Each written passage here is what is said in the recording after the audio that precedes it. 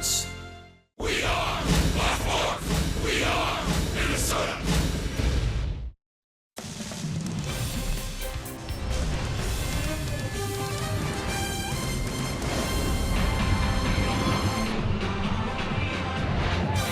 It's a beautiful night for baseball in downtown Detroit, where the Twins look to get back in the win column and even up the series with the Tigers tonight inside Comerica Park.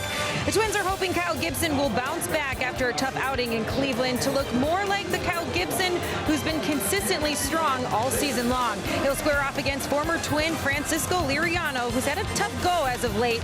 He's winless in his last 12 starts for Detroit.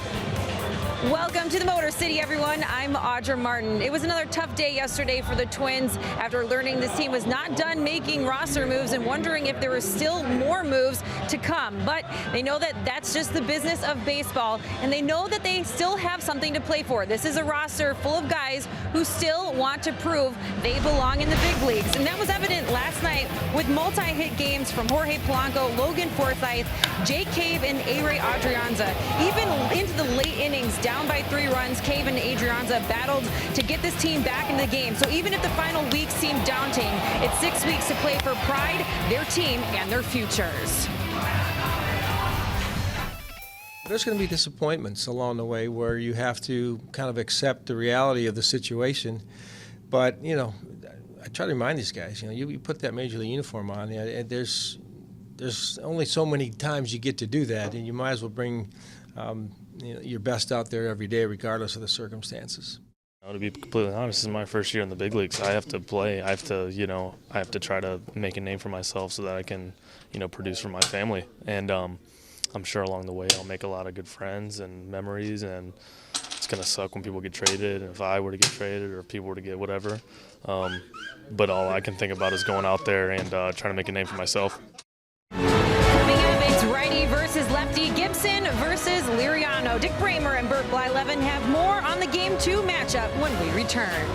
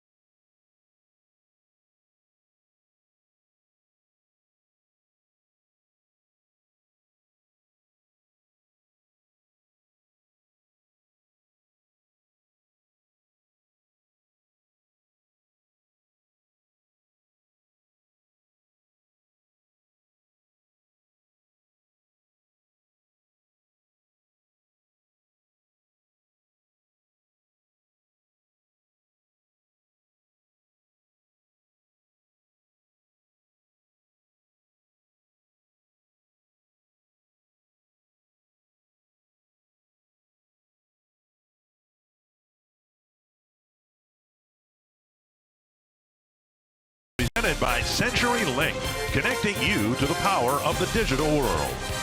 By Sanford Orthopedics and Sports Medicine, for the everyday competitor in all of us. And by Northland Ford. Visit buyfordnow.com and your local Northland Ford dealer today.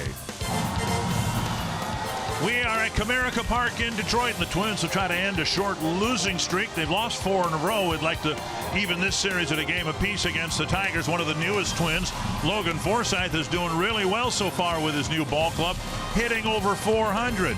And a year ago, Nico Goodrum was hitting home runs for the Twins organization. Now he's hitting them against the Twins. He got his 3rd last night in just a handful of games. Yeah, that's all right. Beautiful night for baseball here in Detroit. Dick Bramer along with Bert Blyleven, and the Twins do not have a very good road record, even though Kyle Gibson has pitched his best away from Target Field. Yeah, Kyle Gibson, for some reason, has pitched very well on the road. In 12 starts so far this year, he's got a very good earned run average in the low 3s. 3 wins, 4 losses. Opponent's batting average only .210, and it really doesn't matter. I mean, sometimes that's, records like that aren't really telling you how he pitched, but he has pitched well on the road. He's also pitched well at home. Sometimes he doesn't have the wind to show for it.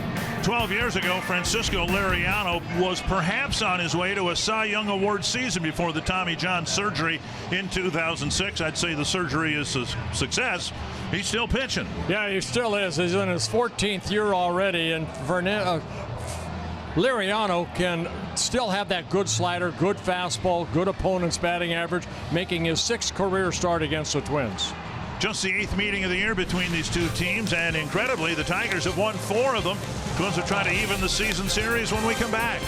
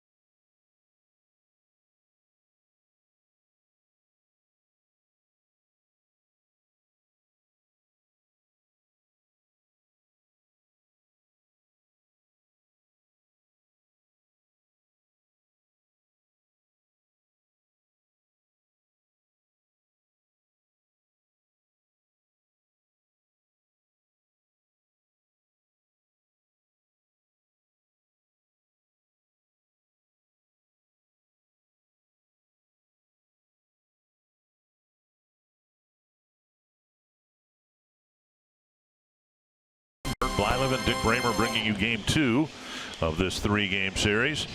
And the Tigers are honoring Fiesta Tigres, where they're honoring the Latin countries that have so richly blessed the game of baseball. Paul Molitor, 24-23 against the American League Central. They've played the Indians toe-to-toe. They've had a tough time with the Tigers. So we'll see how they fare here tonight.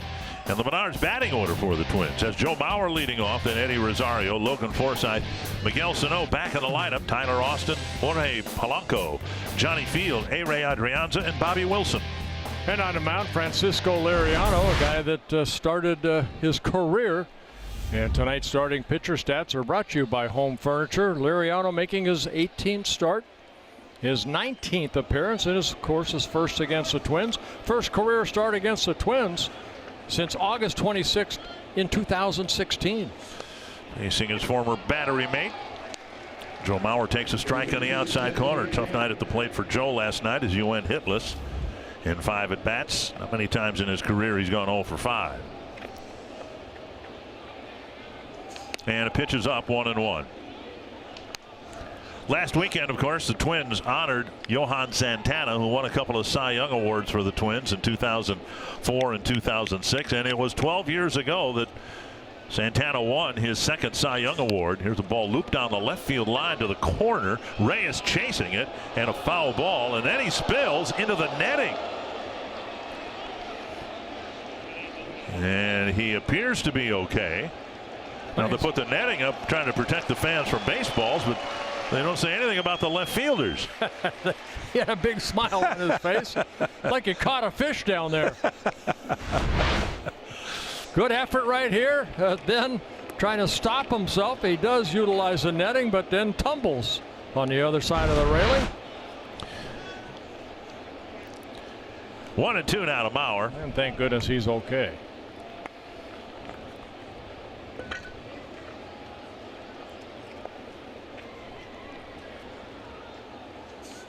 Tap foul. 2006, for a good part of the year, Santana, the eventual Cy Young Award winner, was the second best left-handed starter on his team. That's how good Liriano was. He was 12-3 with a 2.16 ERA before the elbow blew out. 1-2 again. Foul tip again. He's always had a good moving fastball. He's thrown that last couple pitches to slider. It's a hard slider. And then he's also has a very good changeup.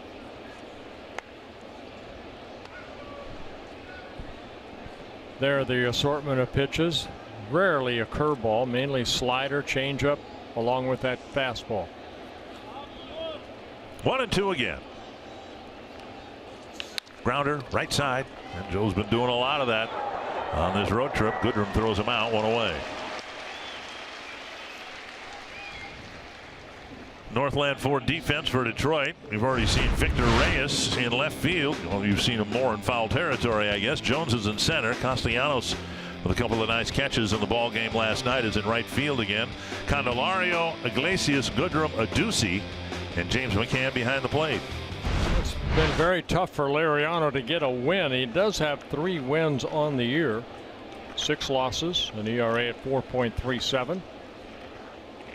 Way out in front. Strike 1. It's already been a good night statistically for Rosario. They took away his error in the ball game last night when he lost a ball in the sun, and instead was ruled a base hit. Another weak ground ball to Goodrum. 2 down. Let's take a look at the Pizza Ranch for the Twins win here today. Show some patience against Liriano because he does walk a lot of batters. 51 walks in 91 innings pitched. He's given up only 78 hits, but he can be erratic a little bit and out of the strike zone. Forsythe taking a little extra time because Liriano's only thrown 8 pitches.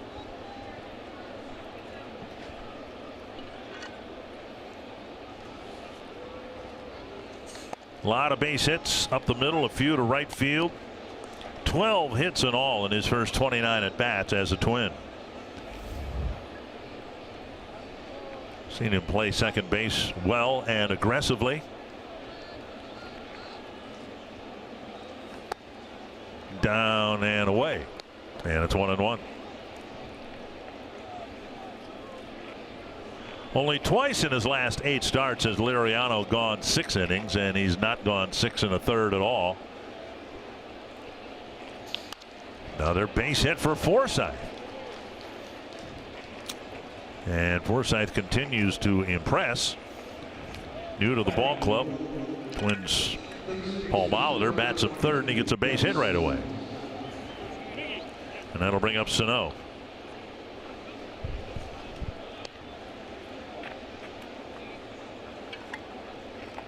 Sano didn't play in the ball game last night. Back in the lineup at third base, hitting cleanup. But one of his issues this year, and it's been kind of a team problem, right-handed batters who have struggled against left-handed pitchers. Sano hitting just 163 against lefties this year. And just 1 for 6 against Lariano. Inside, ball one. One of the reasons the Twins charged into the playoffs last year in the second half, they had right-handed batters that punished left-handed pitching. Buxton hit 282 against them. Dozier 331. Sano 297.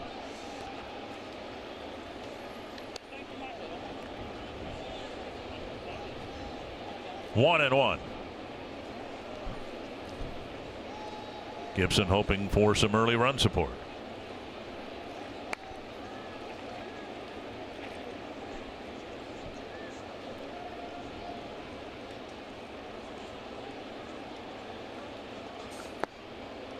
And taken for a ball.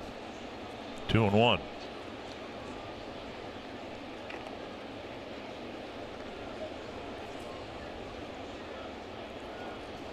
Lariano's allowed 13 home runs in his first 17 starts. Swung on and missed. Good changeup right there. Sano's season average has bumped up 15 points since his return. But obviously plenty of room to go to get it back up to where it should be. 2-2 to Sano. Foul tip, and the at bat still alive. Sano, of course, about this time last year was done for the year until the very end of the year when he tried to come back but wasn't on the playoff roster. He had 264 last year. An all-star in the first half. He ended up having surgery on his left shin in November. Now inside 3-2. Tyler Austin about to make his Twins debut. He's on deck.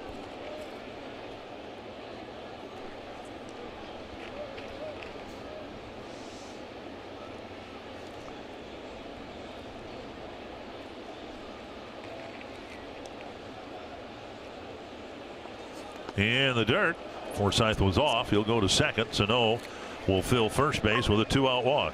Well, there's some of the patience I was talking about. Good at bat for Sano.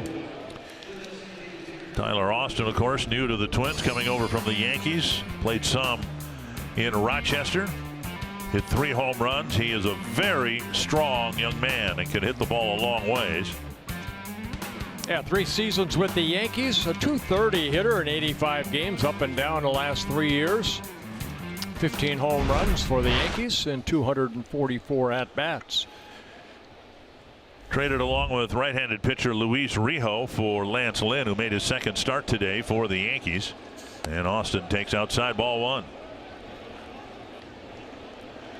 Austin hit a home run against the Twins in New York, couple of them,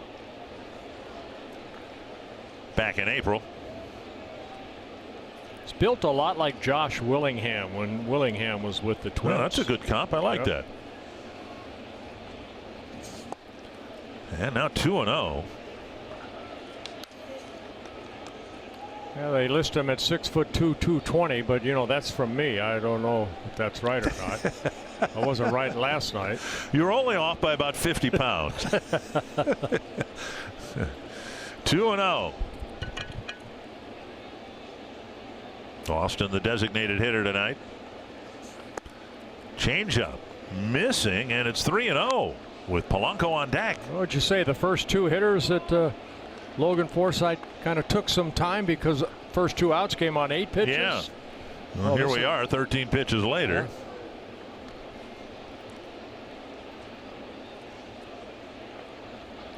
Yeah. 3-0 to Austin. And a 4-pitch walk will load them up for Polanco.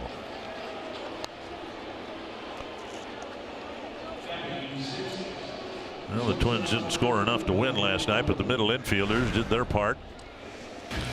or DQ combination. 4 hits, 8 at bats, scoring a couple of runs. Yeah, both of them singled in the first inning, third inning.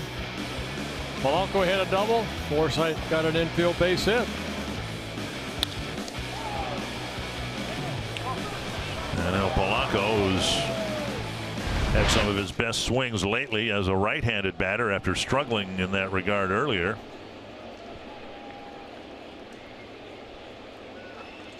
Inside, ball 1. Still has had greater success, much greater success as a left-handed batter. 7 hits, 44 at bats, couple of doubles, and a chance to do some early damage. And Liriano's all over the place, and McCann's going to use a mound visit. Well, you know what? Liriano was a late signee by the Tigers back in late February. He started the season with them. We showed you his record, 3-6. Well, the 3 wins came in April. Right.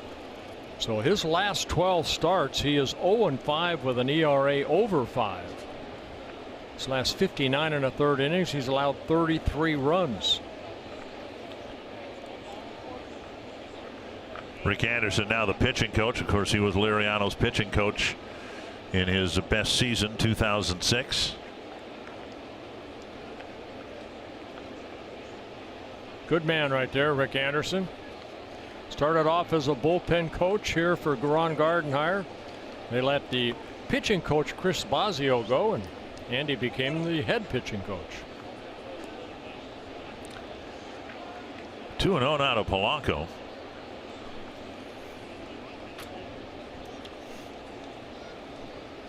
And last night's loss, Zimmerman and the bullpen did not allow a walk. And Liriano's walked 2 already here, and he falls behind Polanco. It's out of whack, shall we say? He's losing his release point. Is that what he's doing? Yeah. 3-0. Field on deck. Well, you got to take a pitch right here, make him throw a strike. And he does. And if he wants to throw a strike, it has to be almost the same spot. So Polanco should get a hittable fastball right here. Last year, Polanco hit about the same, right-handed, left-handed. 3-1 with the bases loaded and 2 out. Fly ball right field. Castellanos drifts toward the line to make the catch, and the Twins fill him up and leave him full. And Liriano survives some wildness in the first.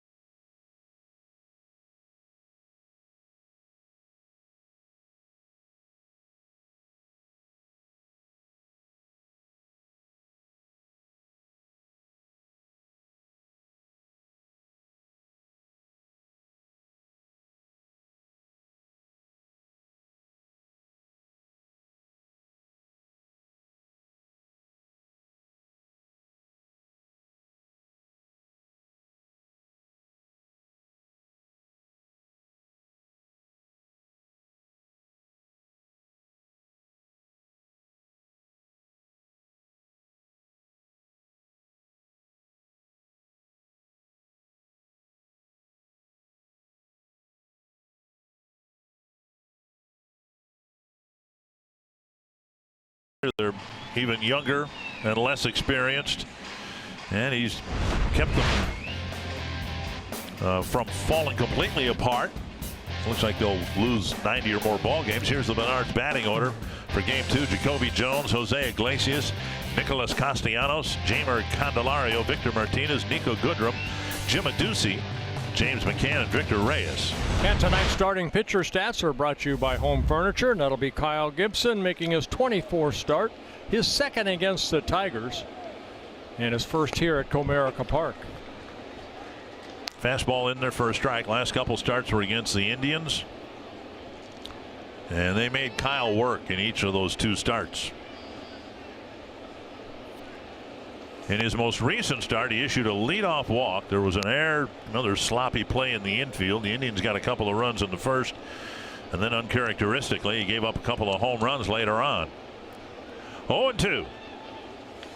Chopped up the line, foul.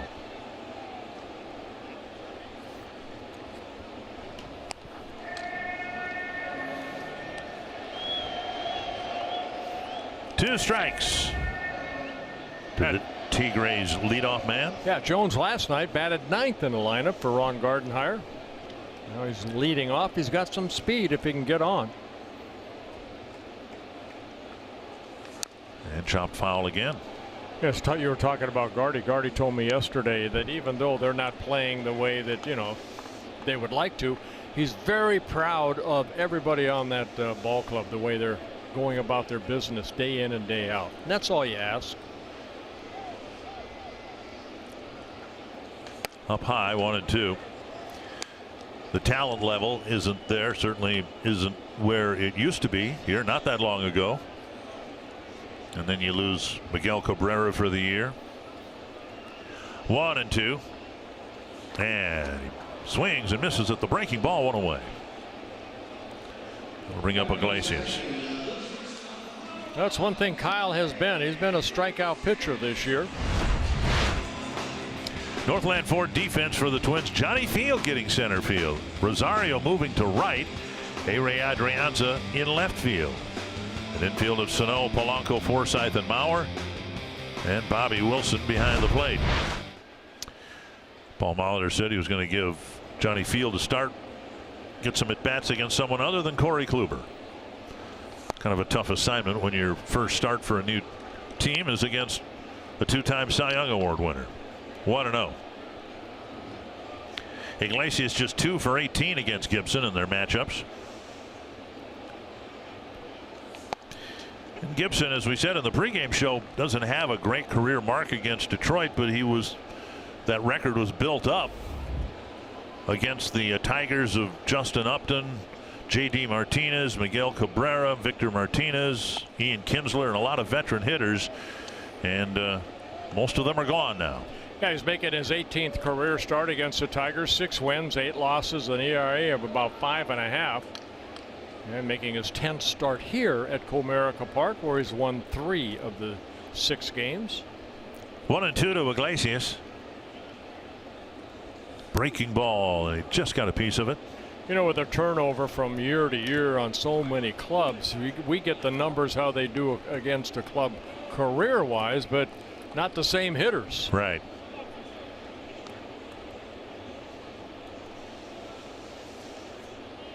Iglesias hit a 2-run home run in last night's win over the Twins. That coming in the 5th inning.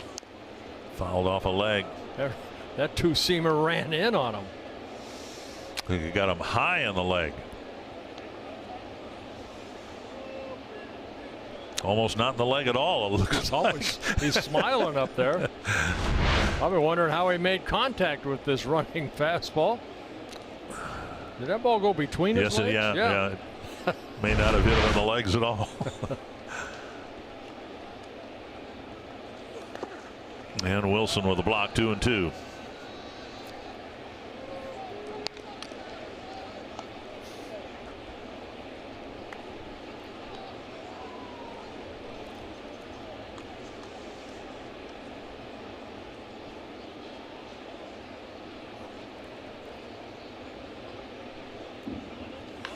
Chopper to third. Sano gets the first hop. A couple of crow hops. He fires across, 2 down. Let's take a look at the scouting report for Kyle Gibson. Been very consistent this year. Coming into the ball game, even though he's 5-9, very good ERA at 3.60. Opponents hitting only 229 off of him. And one thing he has done a good job of, with runners in scoring position, opponents are hitting only 182 off of Kyle. It's 5th best in the American League, 8th best in all of baseball. Here's Castellanos with 2 down and the bases empty. Down low, ball 1. Castellanos hasn't had great success against Gibson, just 7 hits, 35 at bats.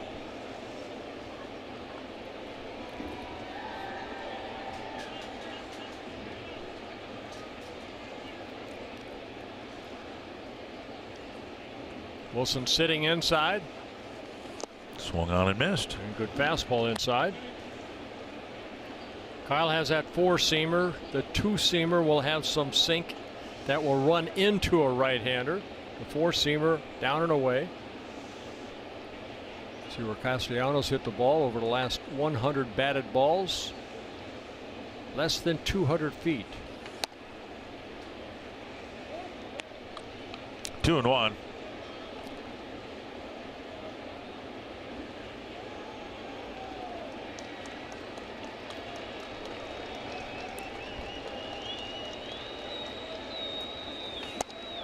Fastball off the plate, 96 miles per hour, and now it's 3-1 with Candelario on deck. One thing Kyle can do is give you a good angle toward home plate with that 6'6" frame. Just missed down and away. Wilson creeping out there again, giving him good open target. Hit the corner, 3-2.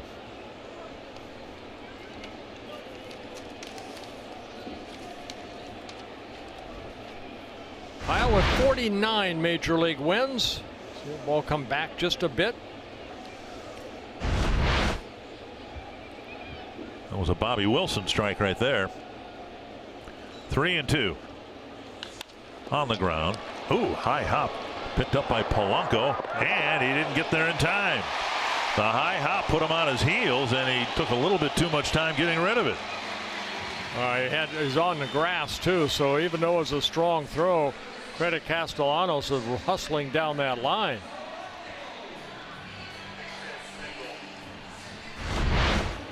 Well, he hits it sharply right here. One hopper that makes Polanco go on back on the grass, and Castellanos hustling out of that batter's box. You see a little hesitation right there. Castellanos gets a base hit. Candelario will have a chance here in the first inning.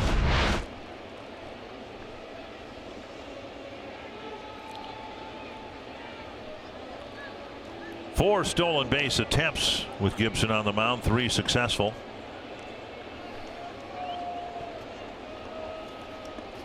Very quick home.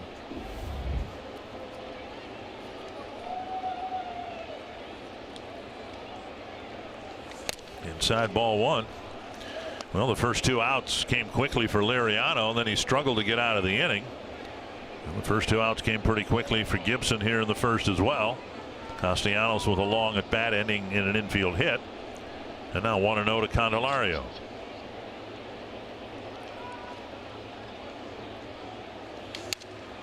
And that somehow got by Gibson. And Polanco makes the play to clean up the inning, and we head to the second with no score.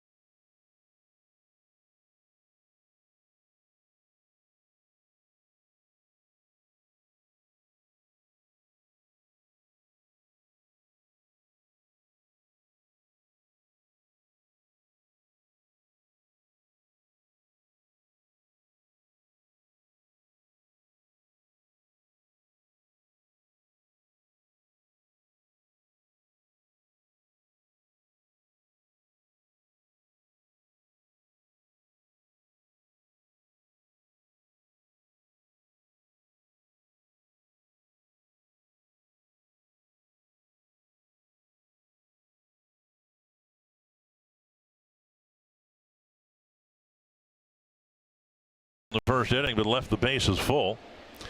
And he was really good for the Twins. Not as effective after the Tommy John surgery as before. Yeah, 7 seasons. He missed all of a season because of the Tommy John surgery. But 2005 to 2012, 50 wins he had in a Twins uniform.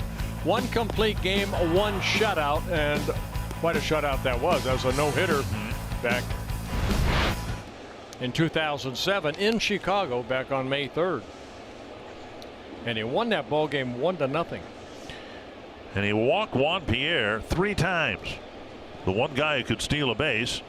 And he, coming on the heels of surviving some control issues in the first year, he survived a lot of control issues in that game. Walked 6 men in that game and never allowed a run. Field with a swing and a miss. And it's 1-2. Field, Adrianza, and Wilson bottom third of the Twins lineup. Field 1 for 5 since being called up to the big league club. Out in front of the off-speed pitch, 1 away. And Liriano picks up his first strikeout. May 3rd, 2011 in Chicago. Entered the ball game with an ERA of over 9. And no hit, the Chicago White Sox. Matt Tolbert made the catch at the end. Pretty impressive right there. It was the most recent no-hitter for a Twin pitcher, and the 5th in Minnesota Twins history. The others, Eric Milton, Scott Erickson, Dean Chance, and Jack Kralik. 1 strike to Adrianza. And now a ball taken. Twins have had 5 no-hitters pitched against them, including 2 perfect games. Catfish Hunter in 1968, David Wells in 1998. Swung on and missed.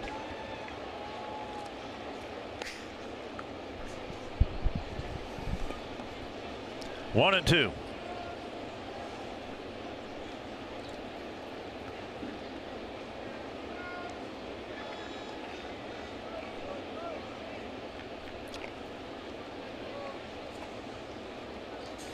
Checked his swing, took a call, 3rd strike, 2 away. Back-to-back strikeouts for Liriano. So this inning starting like the first inning where he had got the first 2 quick outs.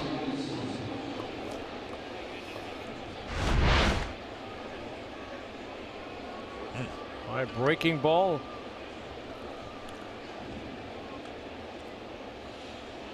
He called it on the strike rather than on the pitch. Yeah. Right. 2 down. Here's Bobby Wilson. Fastball down and in.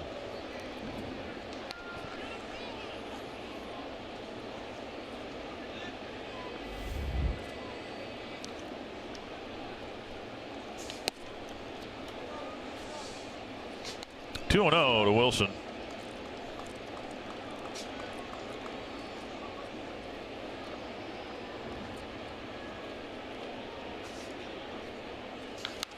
Hit hard, foul behind Gene Glenn. I'm talking about the 2006 season and of the Twins playoff teams that Ron Gardenhire had.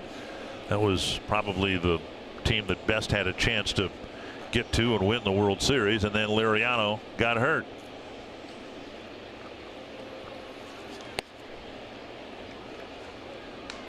Remember, the Twins looked like they were going to be going to New York to face the Yankees in the wild card series again. 3-1. And Wilson takes a wild walk. Then the White Sox came to Detroit and beat up on the Tigers. The Twins, or no, actually that was the year where the Royals, Matt Stairs, I think, hit a late home run in an extra inning. We were all at the Metrodome watching the end of the game, and the Twins instead had won the division and were going to host the Oakland A's and wouldn't have to take on the hated Yankees. And then an example of be careful what you wish for, because the A's swept the Twins in 3 games.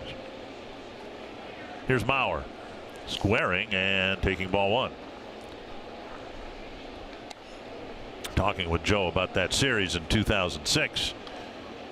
Marco Scudero, of all people, had the biggest hits. Frank Thomas, some big hits.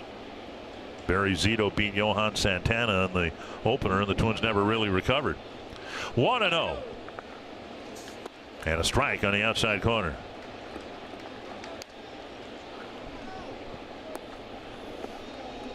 When Liriano got hurt that year, the Twins rotation going into the playoffs was Santana, Booth Bonser, and a crippled Brad Radke.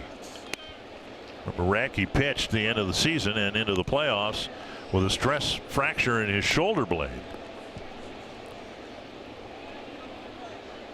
2-1.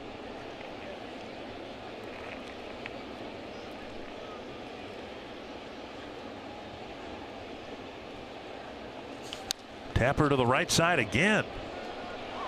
And Goodrum throws Bauer out, and Wilson left aboard, and we head to the bottom of the second.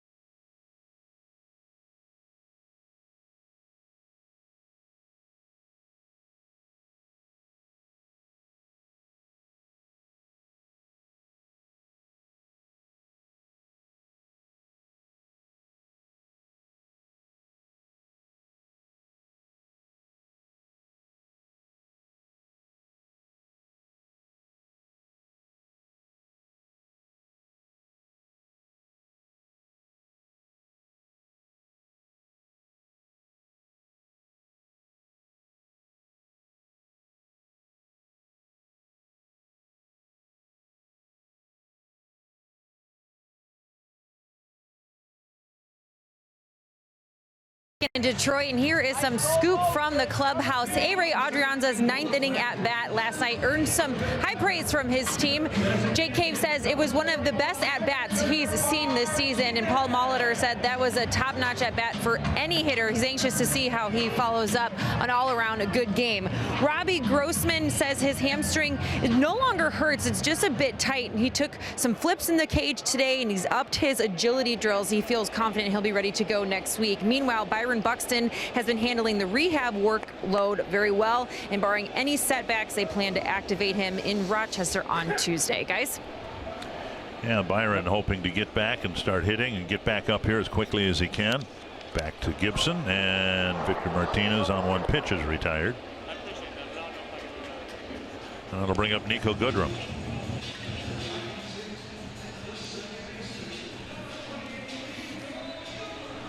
Goodrum has hit 11 home runs on the season, and 3 of them against the Twins. And one of them against Kyle Gibson back in Minnesota in late May.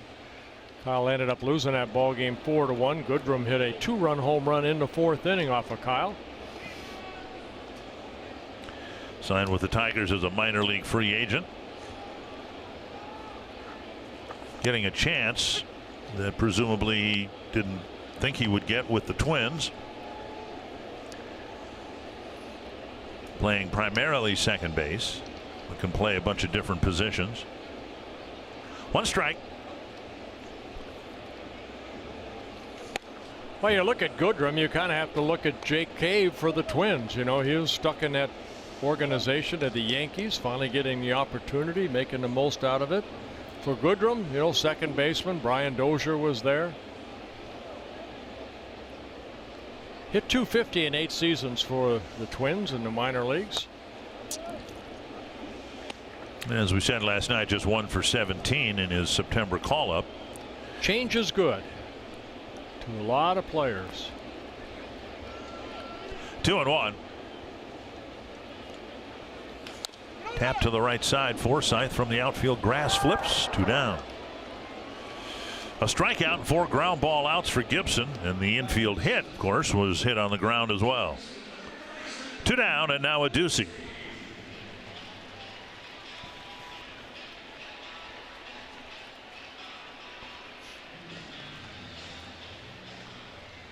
Ducey, of course, getting a chance to play at first base because Miguel Cabrera is done for the year. When we were here the first time, Cabrera on a swing ripped his biceps tendon. Here's a ball hit hard to left center field, hit deep to the gap, and a diving attempt by Field, not successful, and it will be a triple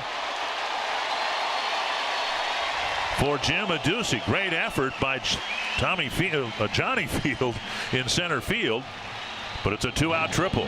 Well, there's so much room here. It is a 2-out triple for Adduci. That's his first triple in the big leagues. So he just takes that ball the other way. And that's triple number 26 for the Tigers. Only the Chicago White Sox have more in the American League. Great effort by Field. Adrianza has to back him up and get it in, which he does. And Adduci at third, but with 2 outs. And back in the infield, Gibson had declared to Bruce Dreckman he's going to pitch from the stretch because Gibson has the abbreviated windup he needs to declare with a runner at third and 2 down, whether he's going to pitch from the stretch or the windup.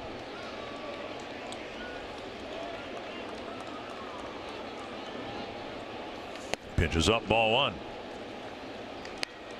And I was watching Bruce Dreckman. He acknowledged it, and then he made a point of telling Ron Gardenhire he notified me he's pitching from the stretch.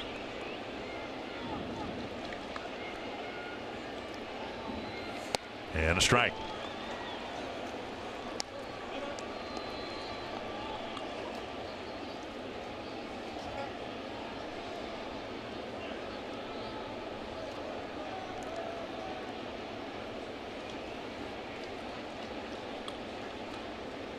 One and one. Tap foul 1 and 2. Kyle's shown a good running fastball in on some of these right-handed hitters. Trying to pitch around a 2-out triple. Keep this a scoreless game. Kyle's done a good job against right-handers this year, hitting only .213 are right-handed hitters, left-handers .246.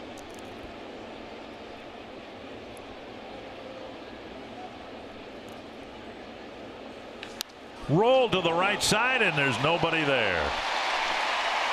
Adduci scores, and the Tigers take a 1-0 lead with 2 strikes. James McCann punched an RBI single to the right side. Yeah, credit McCann. He took that slider and didn't try to pull it. He just pushed it out the other way. There's the slider.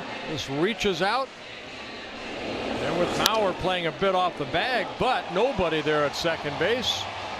Adduci scores the first run of the ball game for McCann, his 31st run batted in.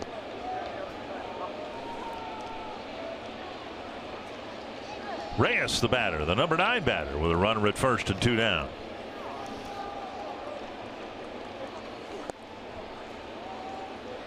That missed low, I guess. Ball 1. Now Reyes, just 23 years old, out of Venezuela. He's a Rule 5 draft from the Arizona Diamondbacks organization. That's to stay with the Tigers all season long, a switch hitting outfielder.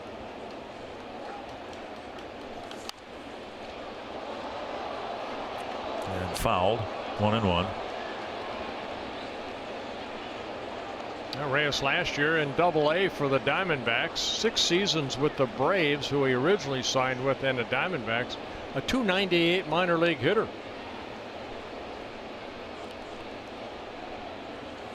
Inside. 2-1.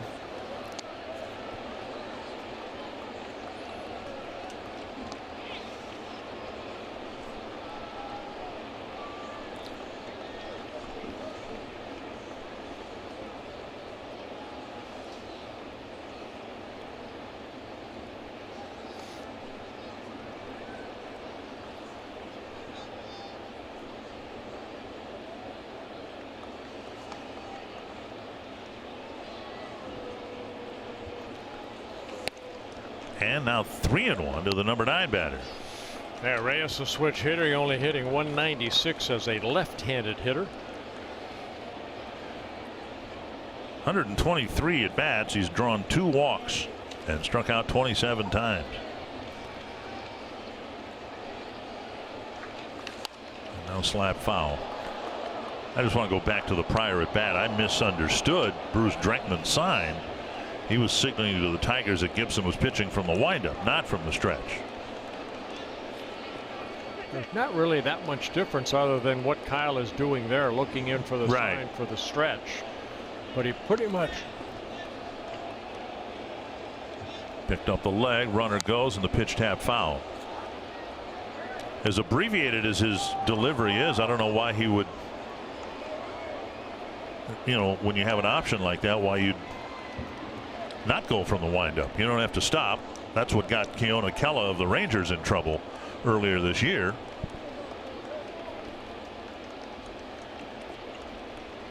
Three and 2, runner goes again, and the pitch lifted down the left field line, and it'll twist over the netting and out of play.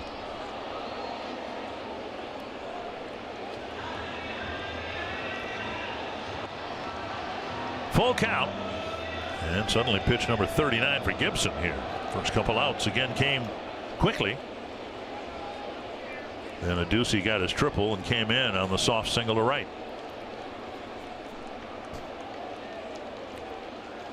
And Reyes strikes out. Gibson comes back to strike out the number 9 batter, but the Tigers get a second inning run.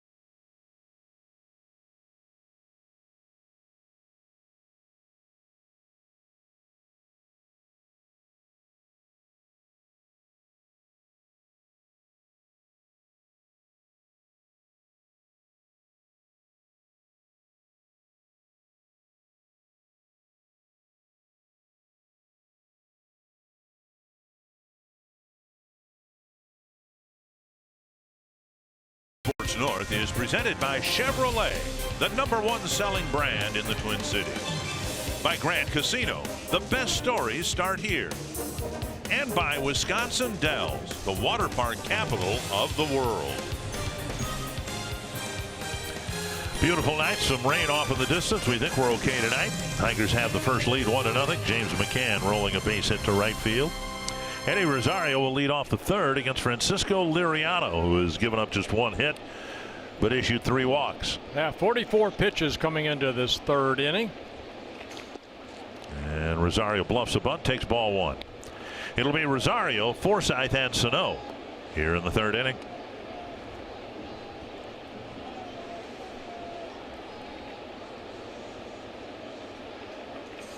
On the outside corner. A lot of people were surprised that Liriano made it through the July trade deadline. But again, he didn't pitch particularly well leading up to the deadline. 2-1. Well, he's a guy, too, that, you know, you probably could put him in the bullpen for a ball club to get an out or 2. But the inconsistency, I think, you know, all the walks that he sometimes can fall in that habit of, which he did in the first inning, and then he walked Wilson, the number 9 hitter, with 2 outs. Tigers took him out of the rotation and pitched him out of the bullpen right before the trade deadline against the Indians for a couple innings. He pitched a couple scoreless innings, but then after the trade deadline moved him back into the rotation. There were other people who were moved, including Mike Fiers, and so the Tiger rotation needed some help. Liriano's just issued his 4th walk, and he walked Rosario, and that's not the easiest thing to do. Well, again, he came into the ball game in 91 innings, 51 walks. That's 5 walks per 9 innings on an average. Huh. That's pretty good math there. Thank you very much. Here's Forsythe, single to left. His first time up, got as far as third base. It's California math, I will have you know that. Forsythe now on a 9-game hitting streak. That ties a career high. This is his 10th game for the Twins.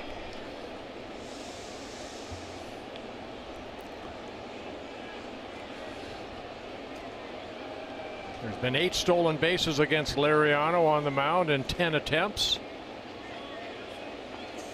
Strike on the outside corner. Forsythe doing well for his new team. Brian Dozier doing well for his new team. Couple real good races in the National League. Arizona Diamondbacks and the Dodgers all squared up. Yeah. Rockies only 2.5 back.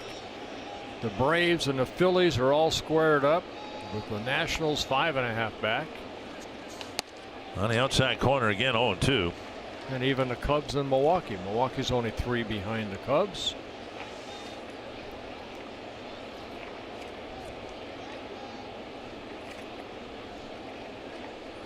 In the American League, the closest race isn't between first and second place. It's between second and third in the American League West. Seattle a game and a half behind Oakland. 2 strikes.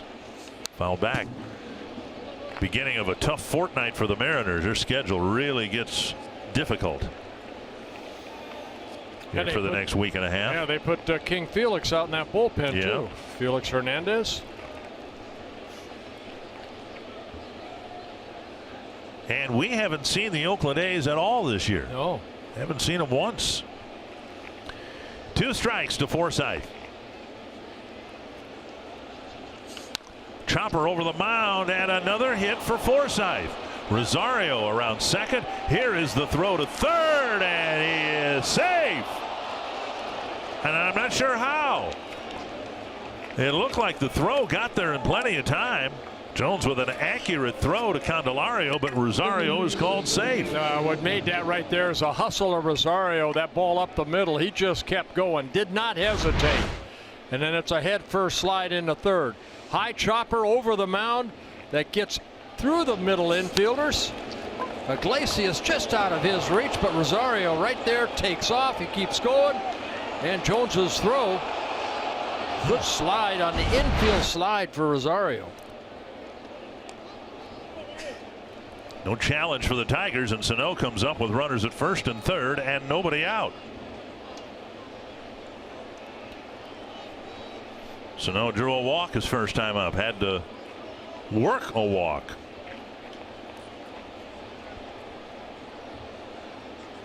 Check swing. No swing, ball 1. Let's take a look at the slide of Rosario going into third. See on the infield side, the tag not there yet, but the hand on the bag by the time the tag was applied. Good slide. 1-0 to Sano.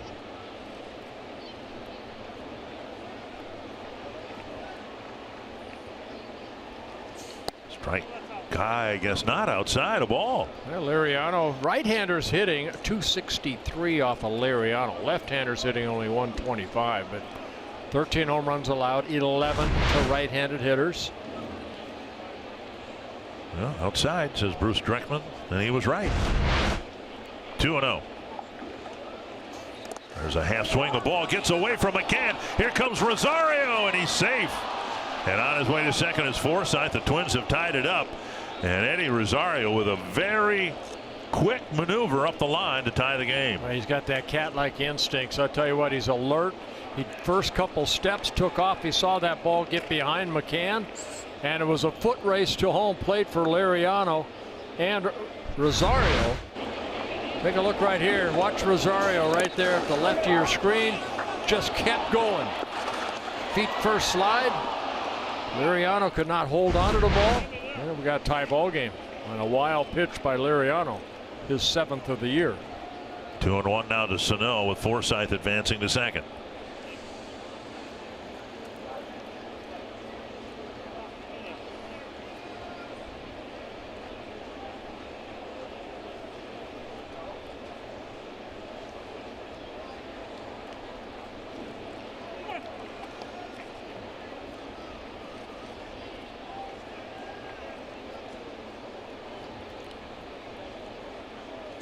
Three and one. The third inning started with a walk. Liriano's already walked 4.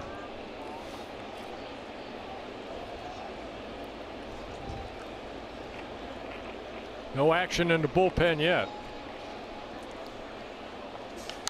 Big fly down the right field line. Castellanos makes the catch, a fair ball catch, and Forsythe advances to third.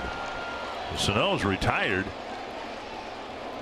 on a foul or fair fly down the right field line, and now Austin will come up with the go-ahead run just 90 feet away. Yeah, the ball looked like it was going to go foul, but then it seemed to drift back toward the playing field. Castellanos caught it in fair territory, so Forsythe tagging up at third base with 1 out. Austin drew a quick walk in the first inning. And he's staring at a drawn-in infield.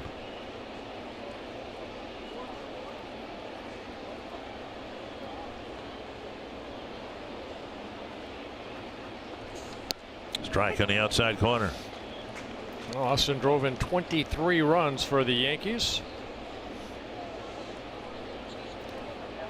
Looking for his first Minnesota Twin run batted in.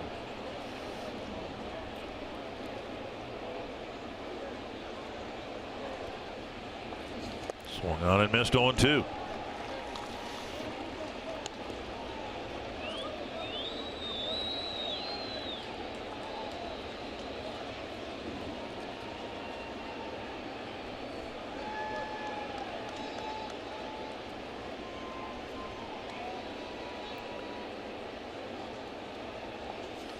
And on 3 pitches, Austin's retired, 2 down. And a big strikeout right there for Liriano, his 3rd of the ball game. And it's left to Polanco here with Forsythe at 3rd and 2 down. Well, you can see him out there. That looked like a good pitch down and away. McCann's not going to move much because Liriano not going to be a guy that hits the corners. McCann's going to pretty much sit right down the heart of the plate. Because Liriano's baseball, the balls move so much. The changeup, the fastball, a hard slider. Polanco with 2 down. Polanco left the bases loaded in the first inning. After the second out, Forsythe singled, Sano, Austin walked, and then Polanco ended up hitting a harmless fly to right. Now here in the 3rd inning, a chance again to drive in a run. Popped up. Right side again. Goodrum giving way to Castellanos, who makes the catch. The Twins get one but leave one, taking advantage of the leadoff walk.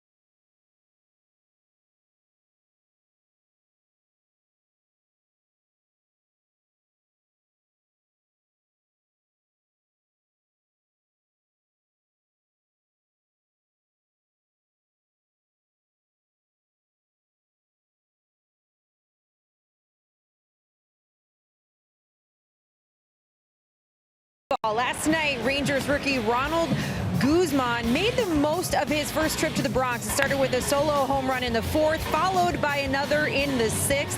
And why stop there? His 7th inning home run puts him in the history books as the first rookie ever with a 3 home run game against the New York Yankees. And he's the first Ranger with 3 in any game since Adrian Beltre had one back in 2012. Guys. And he had his family there, too. It was just a wonderful moment. Said that was the first time that his father saw him play professional baseball. That's pretty good. Pretty good, yes. Well, he set the bar pretty high right away, didn't he? Strike 2 now to Jacoby Jones, who struck out swinging his first time up. Yeah, Gibson with a couple strikeouts. He's given up 3 hits. Couple singles and that triple. And now up and away.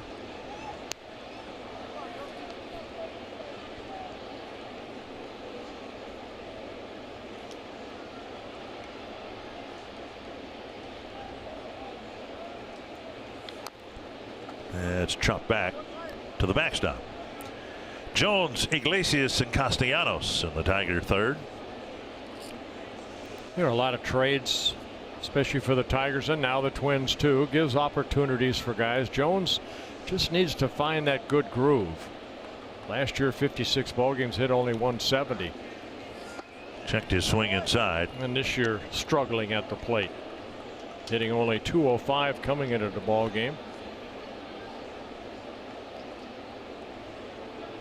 But getting to play almost every day. Sano digs out the second hop and throws to first. 1 down. Well, a nice play by Sano right there, playing that short hop. Stretch it out on the grass at Target Field for Yoga Night, presented by United Healthcare, Wednesday, September 5th. Participants will receive a Twins branded yoga mat, Twins game tickets, and an on-field yoga class. Reserve your spot today at twinsbaseball.com/yoga. 1 down, Jose Iglesias. Hit a ground ball to Sano his first time up.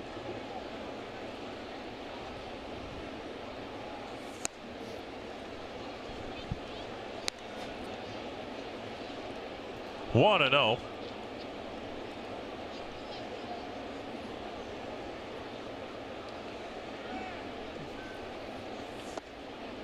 And now 2 and 0.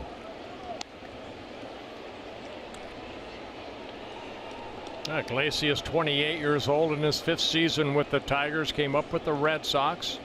Back in 2013, his rookie season, he came 2nd in Rookie of the Year voting behind Will Myers with the Tampa Bay Rays. 3 and 0. Sure-handed shortstop.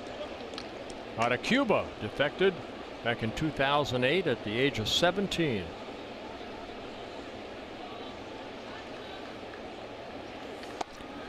Gibson came back from a 3-ball count to strike out Victor Reyes, and now he'll try to get Iglesias here after falling behind 3 and 0. Pitch number 50 coming toward Iglesias.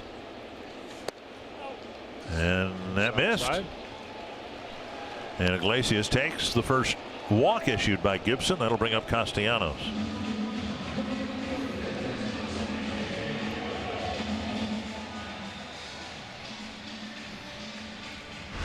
Well, trying to work the outer half of the plate where Wilson is setting up. And a couple inches outside. Castellanos hit the chopper that sent Polanco to the outfield grass, and he hustled his way down the line and beat out a 2-out single. Line to the corner, foul. That's kind of what you were talking about with Ron Gardenhire yesterday. He's got Castellanos and the rest of the Tigers hustling, going first to third on the bases, giving an all-out effort. And if you do that and the talent level increases, as the Tigers hope it will, well, then it won't be long. You'll be back on the good side of the 500 mark. Well, I like what Tim Laudner and I believe Tom Hanneman were talking about in our pregame about, hey, these games, the Twins are 11 behind Chicago, Detroit 16.5. What's the attitude? The attitude is you play the game hard, whether you're 100 games out or not. You're playing Major League Baseball. Fans pay good money to see good, talented players play. And these clubs here, that's the best that they have in the minor leagues or major leagues. So these guys, you come to the ballpark to give 100% day in and day out. And if you don't, believe me, it shows, and people will know. Or to put it another way, you're up here to win games. You do everything you can to win games. You're not here to play baseball. You're here to win games. That's the nature of being a professional athlete. 2 strikes.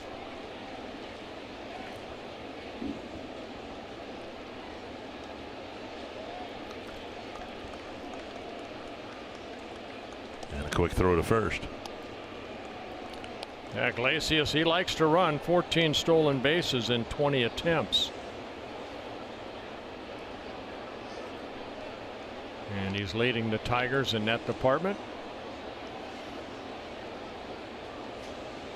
He'll take that walking lead, make him stop. Not quite off the bag.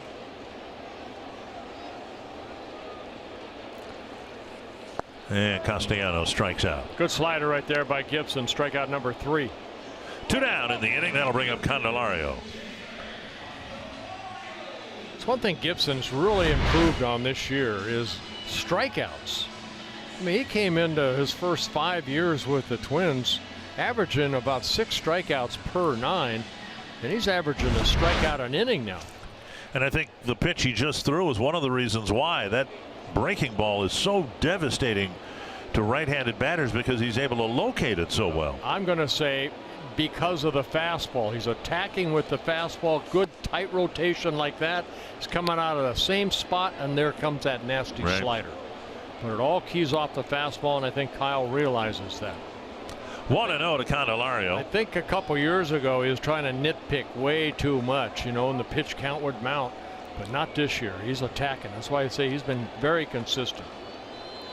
Well, I think it was last year, wasn't it? Paul Molitor early in the season went out to the mound, and Jason Castro, the catcher, was going to join him, and Paul said, "No, I got this." And they had a I don't know if it was heart-to-heart talk or not, but it was just the two of them, and the message was throw your fastball. Yeah, whether you're the manager, the pitching coach, or your players, you want your pitcher out there being aggressive, work quick, those strikes, put the ball in play, and if you're lucky like that, you get out of the inning.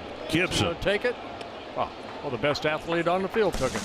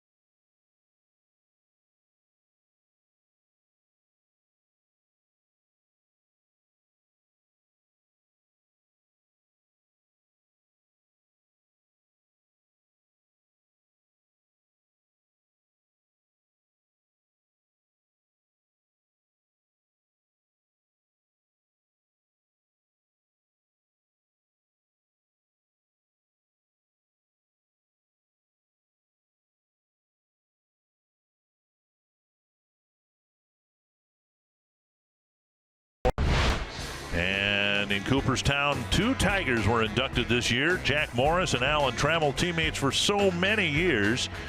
Tomorrow, Jack's going to have his number retired. Later on, Mr. Trammell will have his number retired.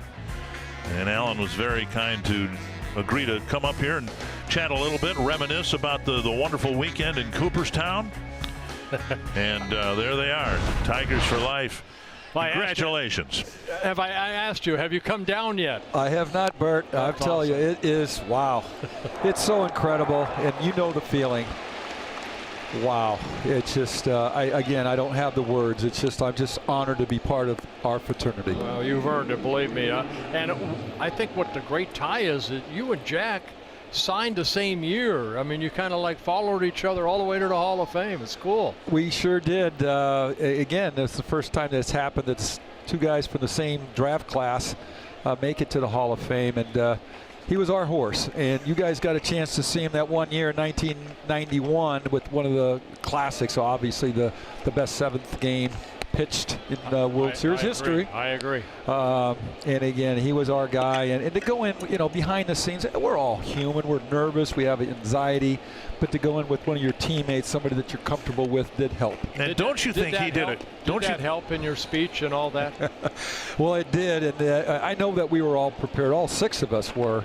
But just think back, Bert, when you did that. It's not easy. I mean, we're human, as I mentioned, and my gosh, it's not so much I think for the fans. It's more for the peers behind us that we want to make sure that we represent, and I guess have so much respect for the game of baseball, and that's how I was brought up. And I think that's the way it should be. The people that set the bar, that did it before us, I think you can't forget them, and I don't want to forget them. Well, the Hall of Fame, and I don't mean to interrupt you, Dick, is now more about your talent, what you did on the field. It's also you as a person, and I congratulate you on that. Thank you. Thank you. That means a lot. Don't you think Jack did a great job with the lawnmower in center field, by the way? I do. That number 47. And I'm trying to figure out, looking out on that wall. I mean, they haven't disguised. They've disguised it very well, because I don't know where they're going to put our numbers up there, and that's going to be very special. And to go in there with my teammate again, I can't tell you how much it means. We're both very proud, but I honestly thought that Jack was going to be in a long time ago. I really did. Well, I thought you should have been in a long time ago, too. Now, have you practiced with your lawnmower at home, cutting a 3 into your funny, yard? isn't he? You know what? It's going to be easier because it's only one number.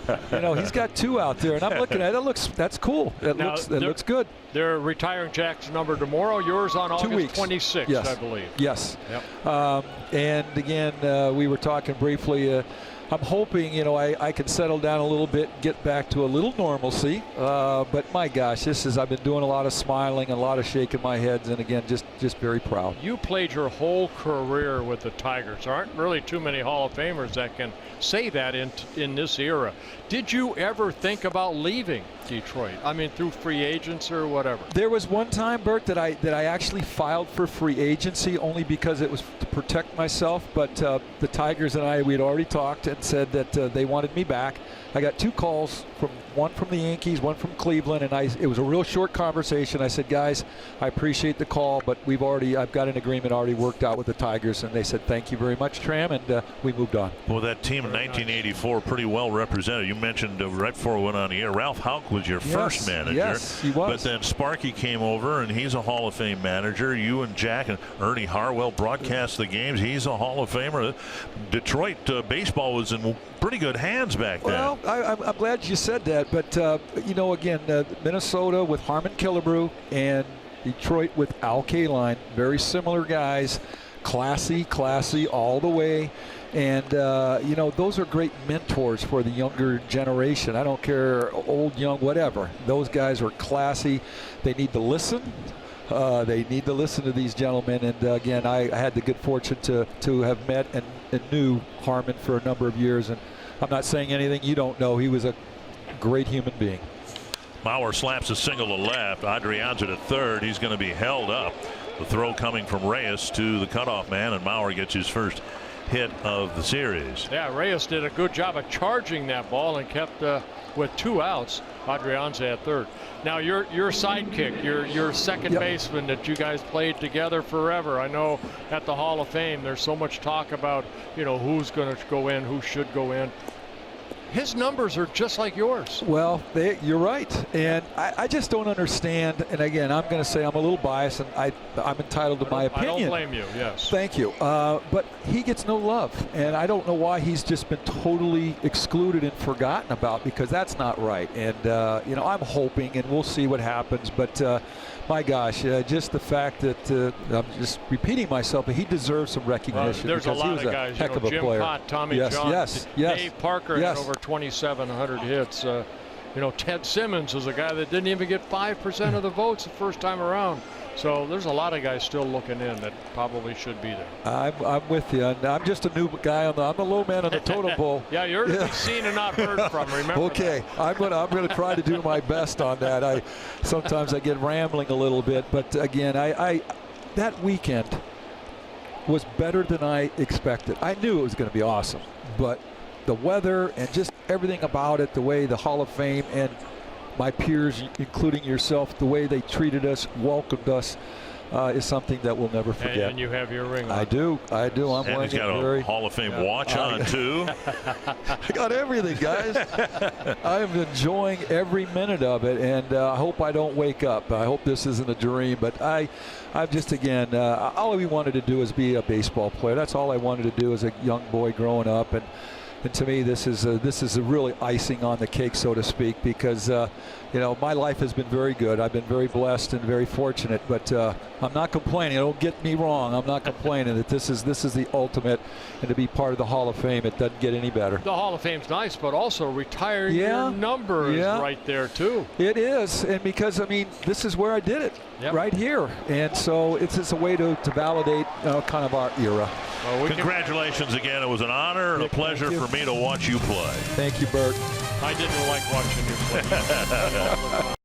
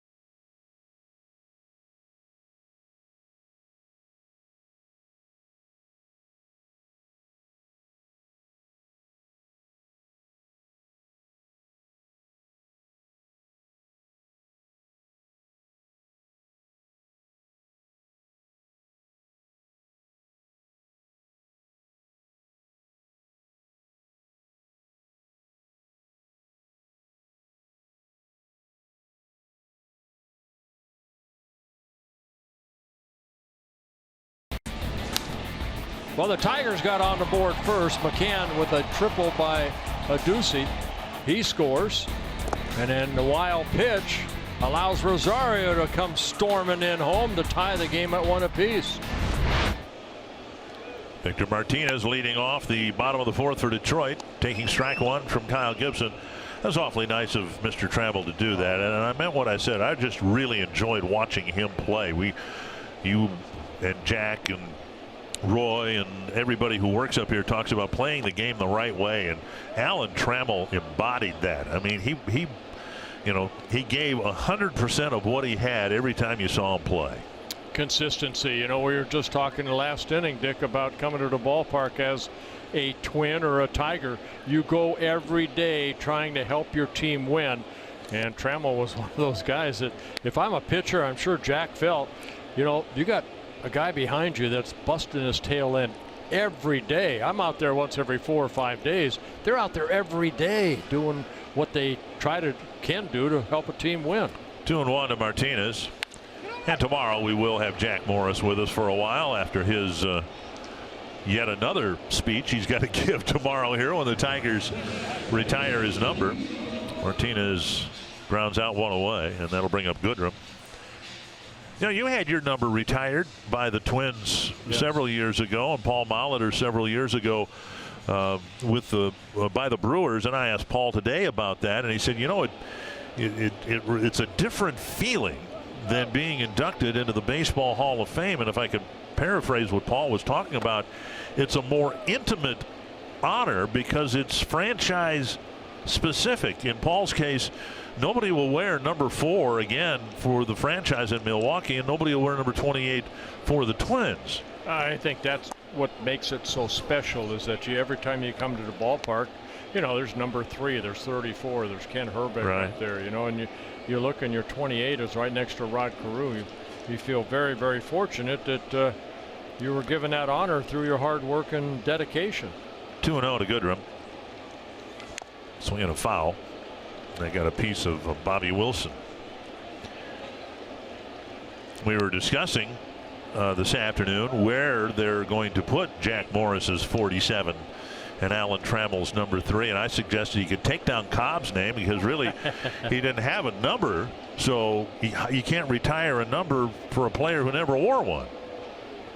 But I'm guessing they'll leave that up, don't you suppose? The greatest Tiger of all time? I would think so. 2-1. And Goodrum shows bunt and takes strike 2. I think he's the 3rd or 4th player that has showed bunt, but yet able to do it. I know Mauer showed it, Rosario showed it. You had that whole spot over there, just kind of, if they're going to give it to you, take it. 2-2. And missing inside full count. The Ducey on deck.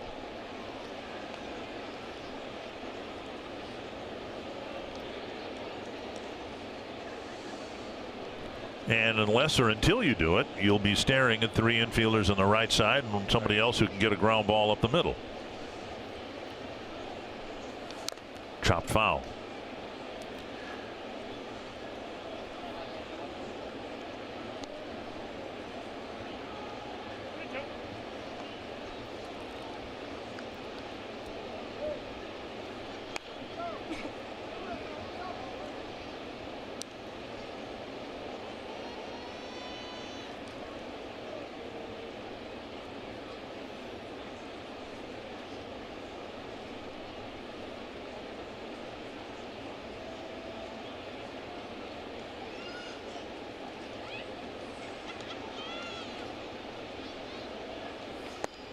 And a walk.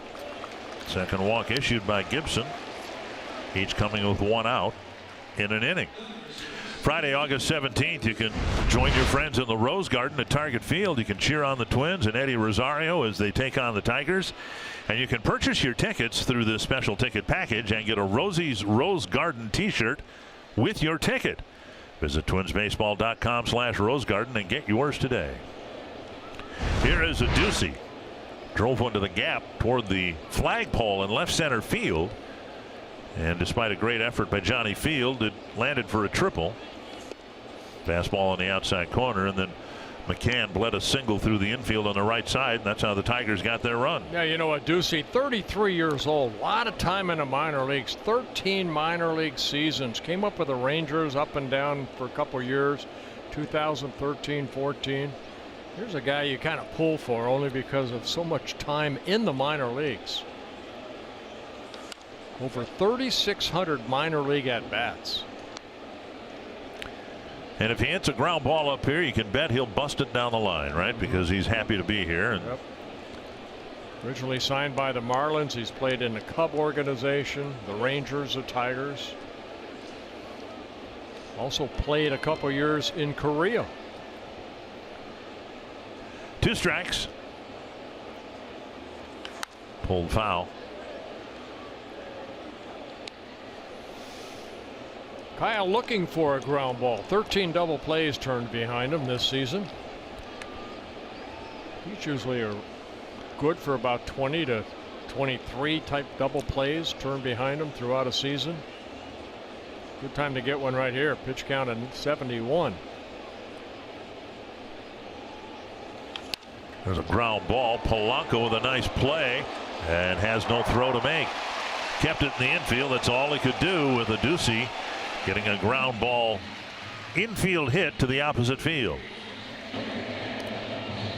I think that's a good play by Polanco. He did go way to his right, but he was getting set to throw. I don't think he got a good grip on that baseball, and you don't want to try throwing that baseball across that diamond if you don't have that right grip. Right there, double clutched a little bit. So a walking infield base hit with one out. And McCann at the plate. Lloyd McClendon, the hitting coach, has to like what he's seen so far. The Tigers only have 4 hits, but they've all gone to the opposite field. Yeah, McCann got a breaking ball, and as a good pitch, and credit him just slapping it towards second base. Strike one.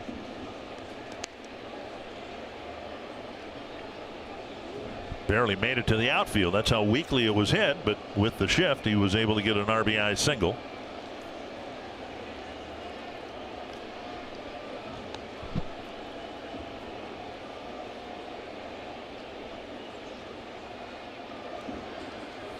And strike 2. Good slider right there by Gibson. Has 3 strikeouts, couple walks, giving up 4 hits. This is a straight over the top. You see the break on that.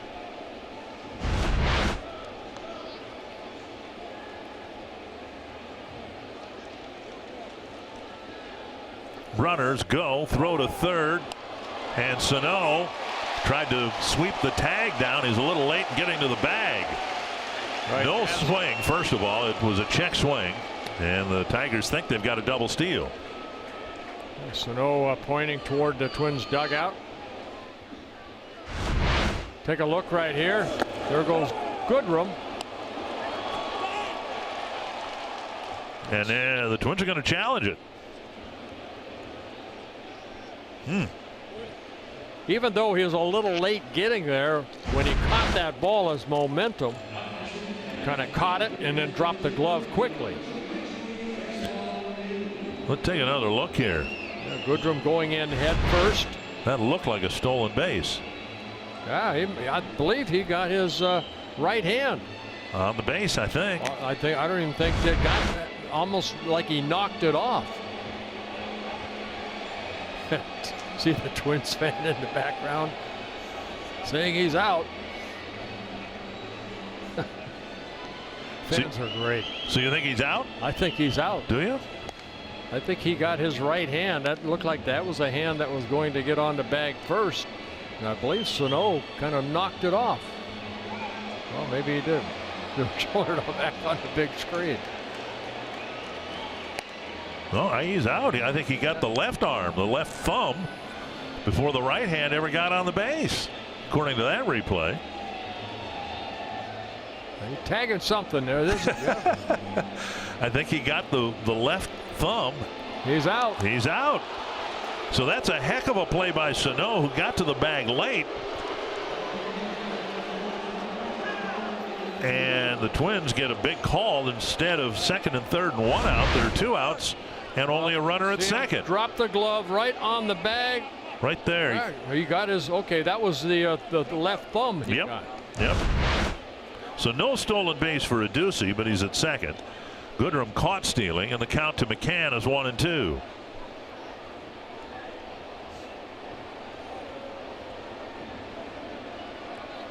Well, that's a great challenge right there. Little pop up. Forsythe gloves it, and the inning ends. We head to the 5th. Tied at 1.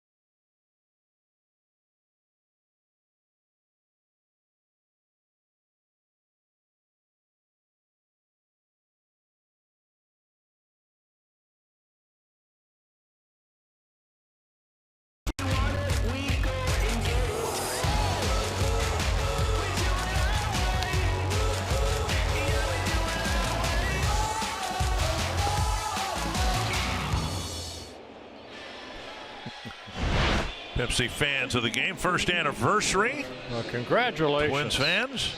And they're here on Fiesta Tigres night. Congratulations, you are hereby circled. Logan Forsythe will lead off the 5th inning for the Twins. 2 more singles tonight. Then it'll be Sano and Austin. So the Twins have 3 right-handed batters up against the lefty Francisco Liriano. Forsythe now 14 hits, 31 at bats since coming over from the Dodgers. And you see in the bottom of the screen there, that's a .452 batting average. That's pretty good. That is excellent. That's not good. That's scary. But he's put the ball in play, and it's been a case study. And look, put the ball in play, you'll find some holes, and that's what he did, particularly in his 3rd inning at bat. He hit a chopper up the middle that found center field. This one hit right at the 3rd baseman Candelario, 1 away. Join us Tuesday for a special 1-hour show. It's Twins Live batting practice.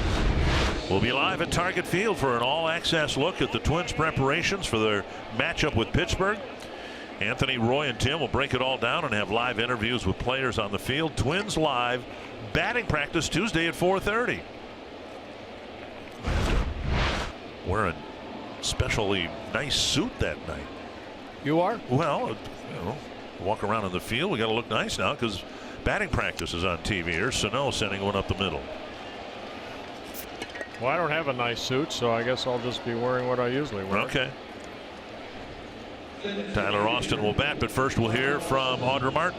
Well, guys, Tyler Austin's making his Twins debut tonight, but he has a long history with a couple guys from both of these organizations tonight. Take a look at this picture from about 16 years ago. Meet the Rockdale Rhinos. Top row, second from left, that's Tigers pitcher Buck Farmer. Next to him is Alan Busenitz, and then there's Tyler Austin. Those 3 guys played Little League Baseball in Georgia together from the age of 8 all the way up to 15, and they were a very good team, as you'd imagine, having guys like that. They won the state championship one year and went to a national tournament, which they also won. So that was quite a stacked Little League team, guys. I would guess so. My wow, goodness. That's awesome. Nice catch by McCann. Ball 1. And Austin has walked and struck out so far in his 2 plate appearances as a Twin. And now 2-0. Yeah, Austin, 26, signed out of high school in Georgia. Yankees number 13 pick back in 2010.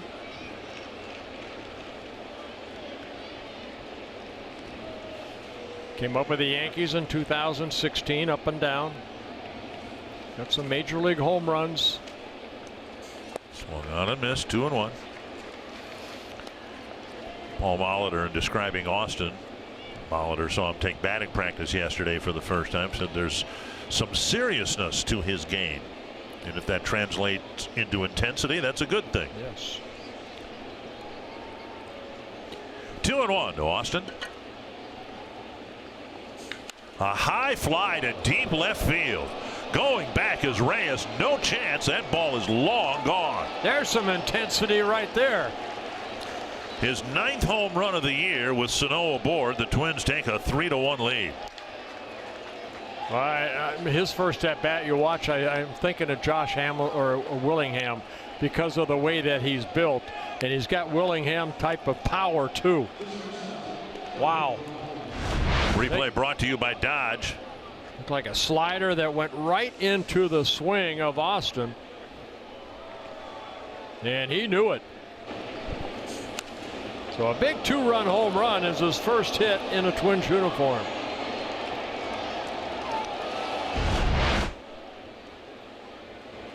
Somebody tweeted out that on this date in Twins history, the Twins retired Harmon Killebreau's number, and then they attached the home run he hit in the All-Star game in 1965, and you got to see Harmon admire a high, long blast. Here's a hot ground ball picked up by Candelario. And Polanco retired out number 2. And you saw Austin kind of do the same thing there. When you hit them that high and that far, yeah, it's kind of hard not to take your eyes off them. 2 down. Johnny Field will bat. Harmon hit a 3-run home run in the All-Star game in 1965 at Met Stadium.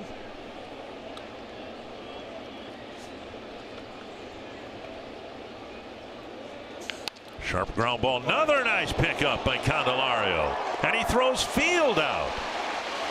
Couple of nice plays at third by the Tiger third baseman, but a 2-run home run by Tyler Austin, putting the Twins up 3-1.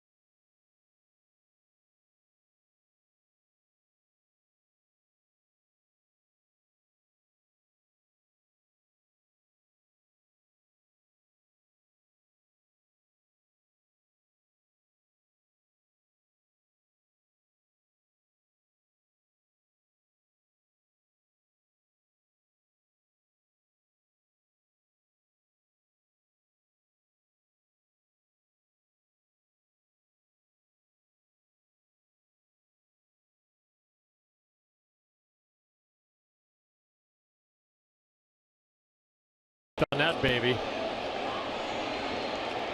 It seemed more than 34 degrees, but 405 feet. And Victor Reyes threatened to slug bunt or bunt. Started walking out of the box. He took a strike instead.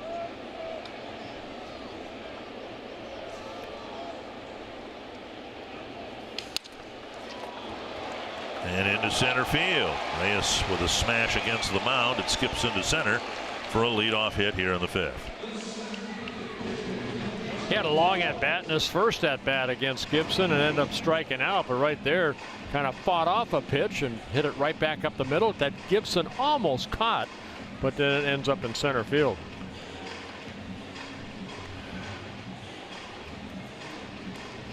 So to Speedy Reyes at first base. He has 7 stolen bases in 8 attempts. Great minor league numbers as far as stolen bases. Jones 0 for 2, and he squares to bunt and takes a strike. You're right. There have been a lot of players from both sides, more Tigers than Twins, I think, who've threatened to bunt, but nobody actually has. Right. Now with Jones really struggling as far as striking out a lot, making contact. Dave Clark, the third base coach, went through a set of signs, see if they have him bunting here again. And a throw over to see if Jones maybe would show. He committed early. Maybe he's going to spin around and try to bunt.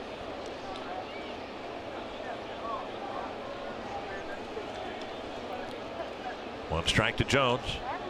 Jones only has 1 sacrifice of the year.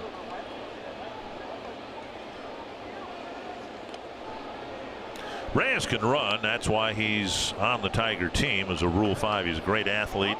The Tigers are hoping that he can figure out how to hit.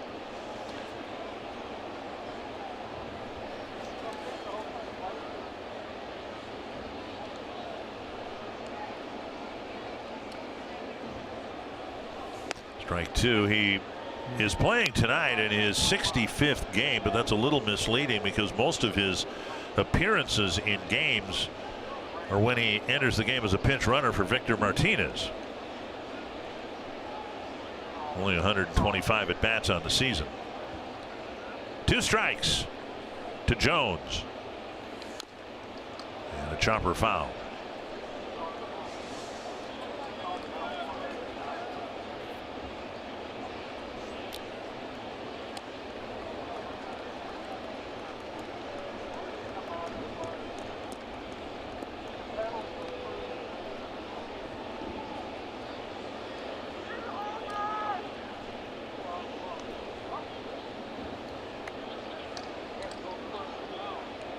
Oh, 2.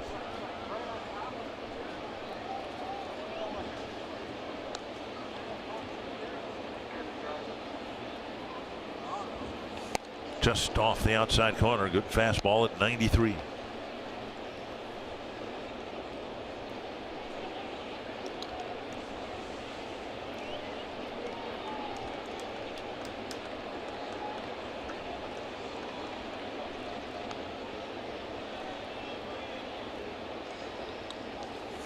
And a called third strike. Well, strikeout number 4 for Gibson. Getting Jones for the second time. That'll bring up Iglesias. Pitcher's pitch. Down and away on the black. And nice job by Wilson. Catching a ball down with his glove going down, but snapping his wrist back up. Here's Iglesias. 0 for 1 with a walk.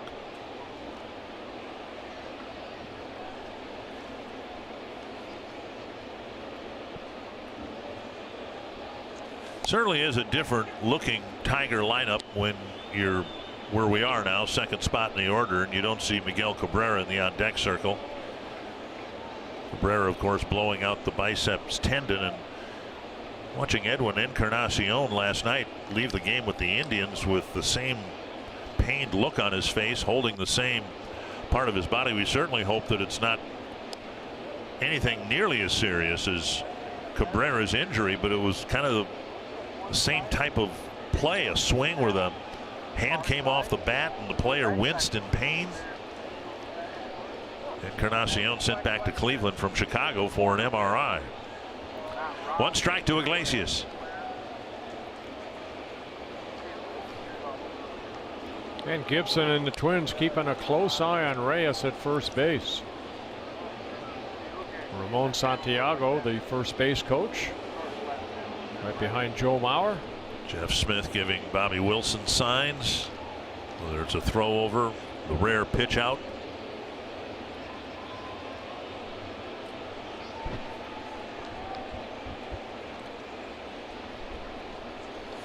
Over the inside corner, 0-2. Yeah, both fastballs inside.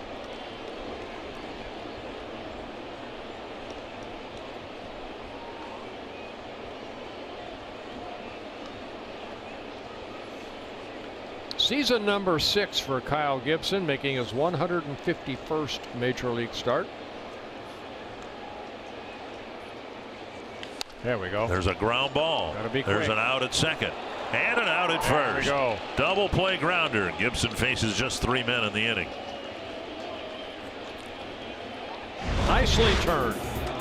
6, 4, 3.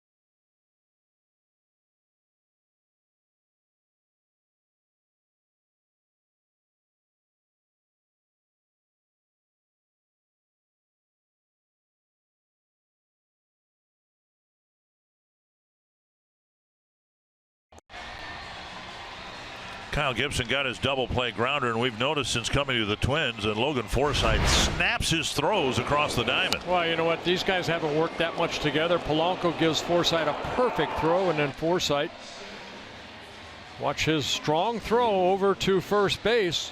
Good pivot. And a big double play behind Kyle Gibson. 14th double play behind Kyle this season.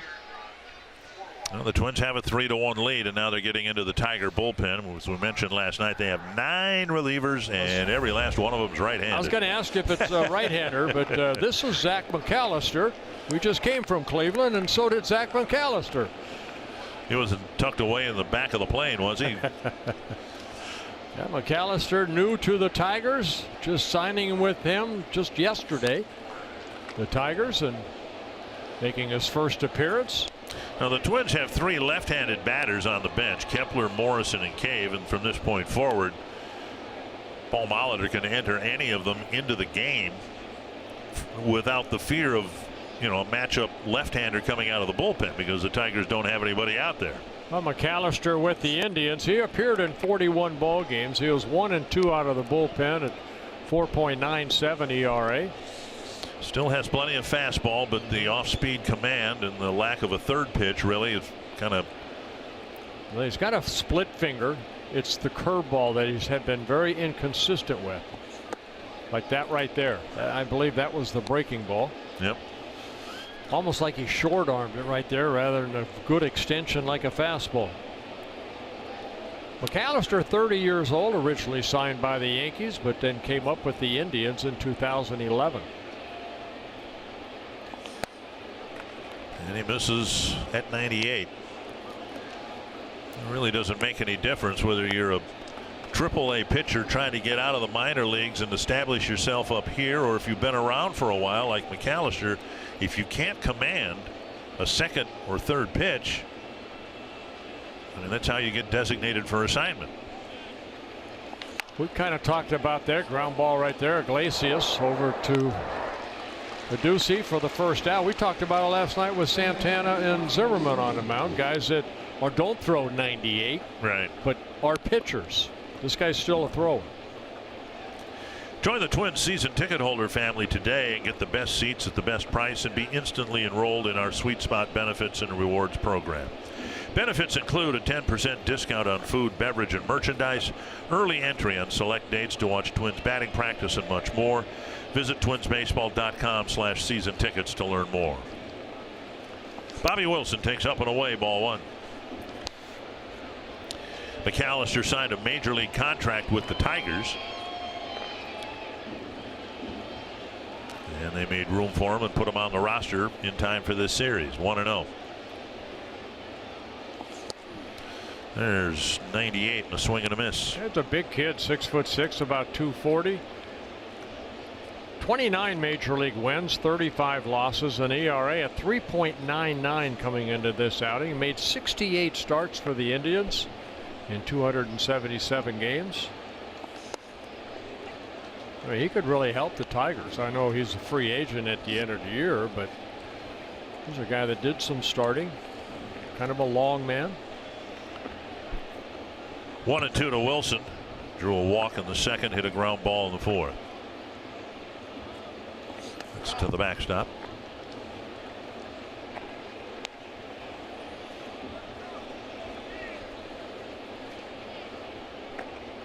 McAllister born in Peoria, Illinois. Hometown of Jim Thome.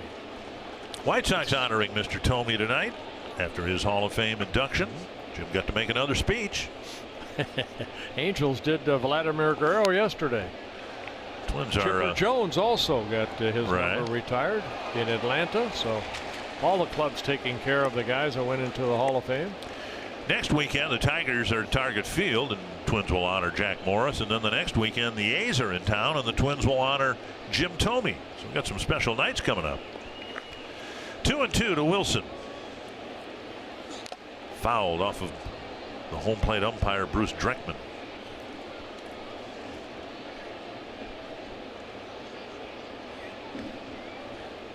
You got two catchers right there making sure that the home plate umpire is okay.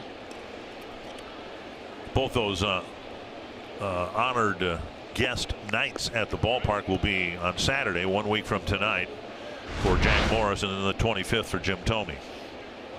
Ooh, right off the top bars. Kind of staggered him back a little bit. They take a beating. You know, at any given time, it seems, when I've checked, it seems like there's at least one umpire who's on the disabled list because of concussion type symptoms. You don't hear about it, but they need a break from the brutal beating that they take behind the plate too. 2 down. McAllister striking out Wilson, his first strikeout as a Tiger. Good fastball, 97, inner half of the plate. Joe Mauer with a single. It's been a tough go for the last week and a half for Joe. The average had dropped down into the 260s, but now a base hit to left field his last time up.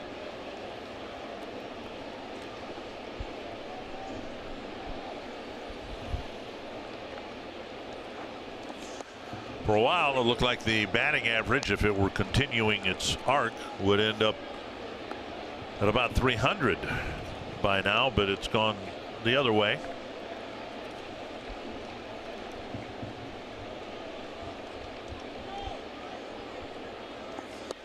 And 2 strikes now.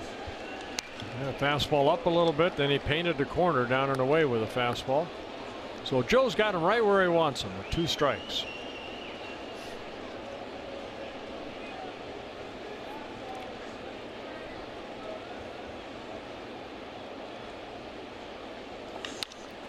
Back to McAllister, and now to Goodrum, who juggles it, and Mauer will reach. It hit the pitcher and then had some spin on it and kind of crawled up Goodrum's arm, it looked like. We'll see how they rule it. Yeah, should be a base hit right there. Goodrum had to go to his right, had a little trouble getting that ball out of his glove. But Joe smoked that ball right back up the middle. Base hit for Mauer. Yep. Well, 0-2. See Joe where that pitch is. You don't see Joe swing at that high fastball too often, but one hopper past McAllister. Too hot to handle for Goodrum. And now Rosario, 2 ground outs and a walk and a run scored.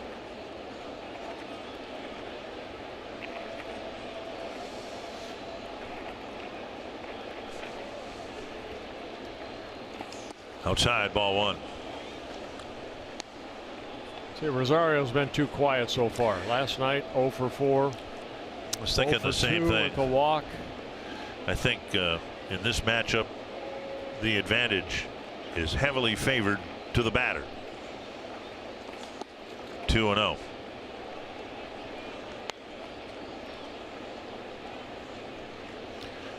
Of course, the Indians added a couple of relief pitchers before the trade deadline. Simber and Brad Hand. So they had to make room for both of them eventually. There's a swing and a miss, but a much more balanced swing and a miss, if that makes any sense. We've seen Eddie so many times swing so hard he stumbled into the right-handed batter's box. At least on that swing, he kept his legs under him. He doesn't get cheated. He does not go up there looking to walk. He's looking for that ball to hit hard somewhere. Poke to left, 2-2.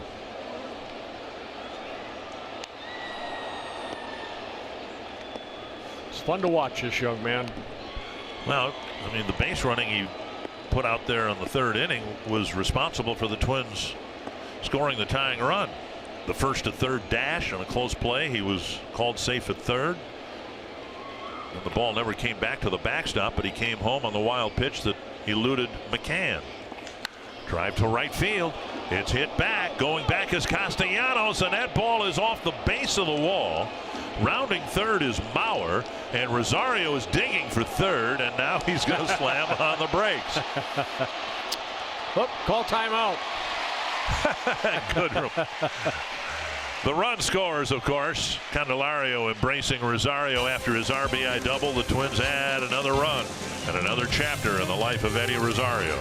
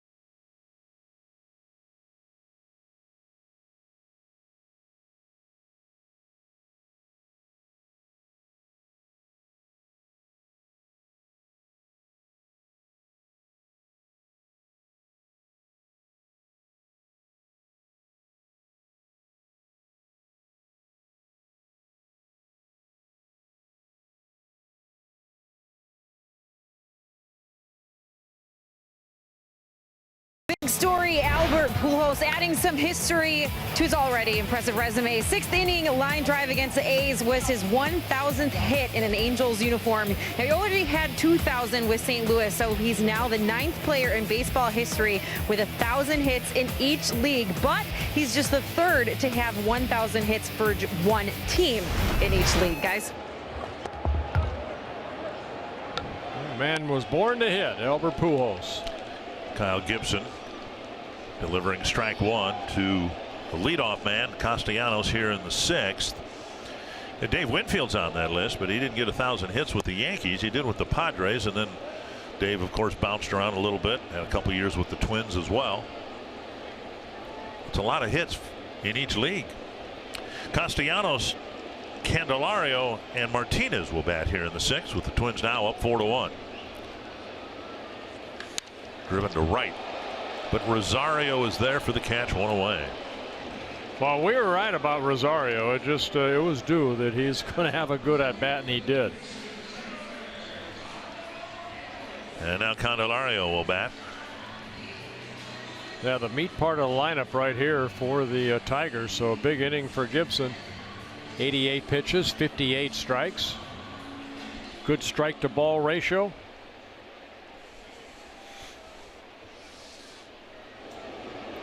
Candelario 0 for 2, a bouncer to short, and a foul out to Gibson himself, who sprinted across the third baseline to catch his foul pop in the 3rd inning.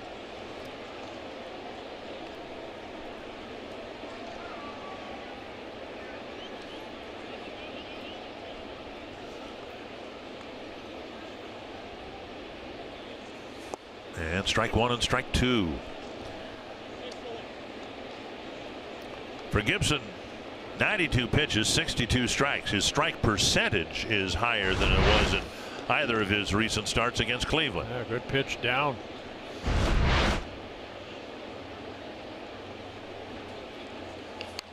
Back to Gibson on a check swing. 2 down. We talked about this last night. This is beyond baseball. A serious health issue perhaps for Kenley Jansen. He's going to be on the disabled list for about a month, they say. Diagnosed with an irregular heartbeat. And he was on the disabled list 7 years ago for the same reason. They will reevaluate him, and I'm sure monitor him between now and then to see whether the heartbeat has normalized. Here's Victor Martinez.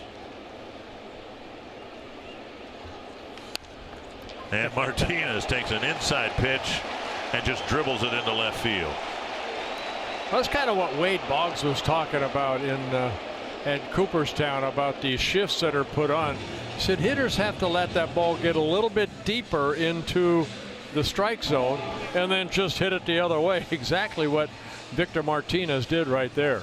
You know, you shouldn't let it get into the catcher's mitt, though, right? I mean, that's a little too deep. Well, for Martinez, that is hit number 2,121. Just slapping the ball the other way. Here is Goodrum, a ground out and a walk. And maybe the pivotal play of the game came when he tried on the front end of a double steal to steal 3rd in the 4th inning. Roller left side, Sano picks it up, and he'll trot to second base and force Martinez and get a hug. Hugs all around. 4-1. The Twins leading, even though it's not Valentine's Day.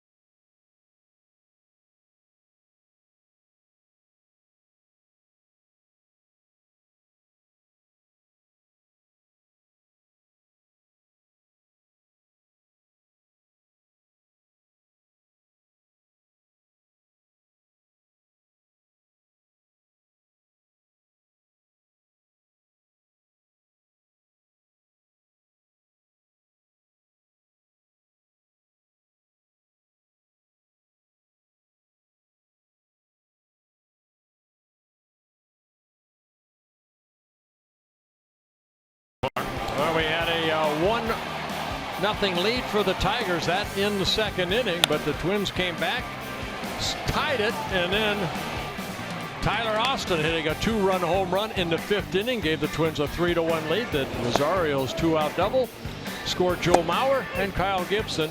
Right now, a quality start for Kyle Gibson, something the Twins need to really do as the season winds down, get more quality starts. Over the last 13 starts, not including this one, there's only been 2 quality starts by the starters. So good job for Kyle Gibson. Victor Alcantara will pitch for the Tigers here in the 7th inning against Logan Morrison, Miguel Sano, and Tyler Austin. Alcantara out of Dominican Republic, 25 years old, in his 2nd season with the Tigers, making just his 10th appearance this year. A couple stints with them back in early July and then recalled on July 20th, and he's been here ever since. Forsythe with 2 more singles today and a ground ball to third. He'll be followed by Sano and Austin. So the Twins 3, 4, and 5 batters, all right-handed batters because of the left-handed starter, now have to face right-handers the rest of the way. Strike 1 to Forsythe. Alcantara, good fastball, hard slider, changeup. It was a September call-up last year out of the Angel organization. 1-1.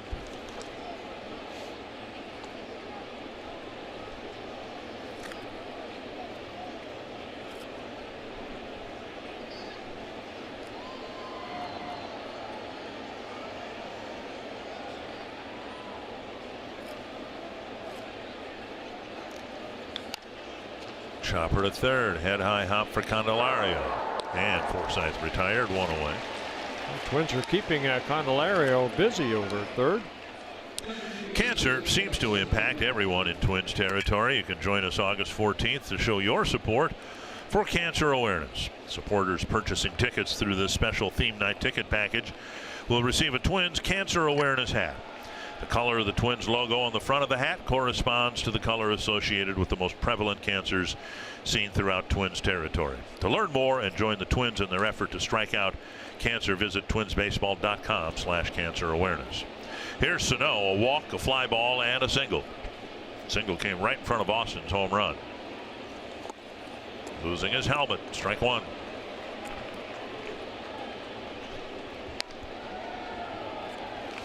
See Miguel do that a lot. We had a little fun with Eduardo Nunez, who would lose it on the bases, and Miguel's having it come off in the batter's box, even though he wears the C flap. And I think he still is the only Twins player. We've had some new players here in the last couple weeks. Still think he's the only Twins player who uses the modified helmet. And it's a bit surprising. We've seen a number of the Tiger batters wear it. I think I'd wear it. Just, you know, add all the protection you can. Doesn't block your vision at all.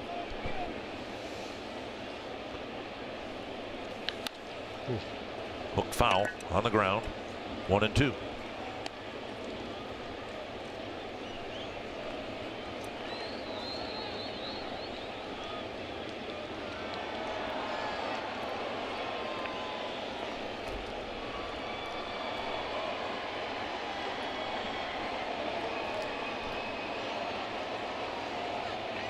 One and two to Miguel Sano.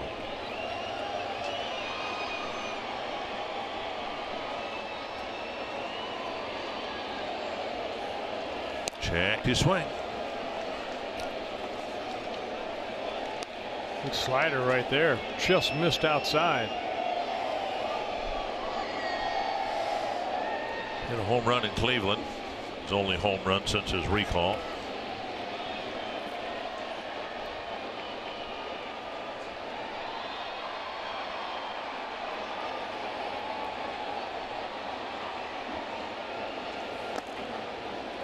McCann digs one out of the dirt, 3-2.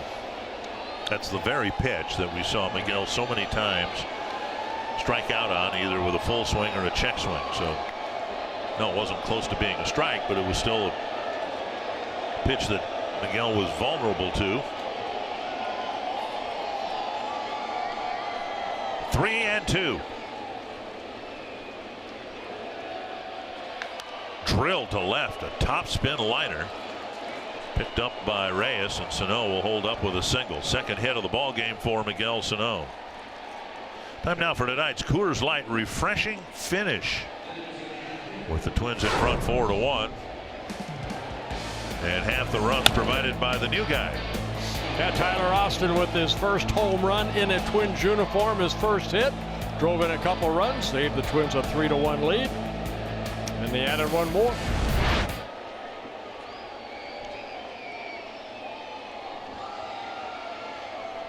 Austin walked in the first, struck out in the third, then hit the home run over the bullpen his next time up, and he takes down and away, ball one.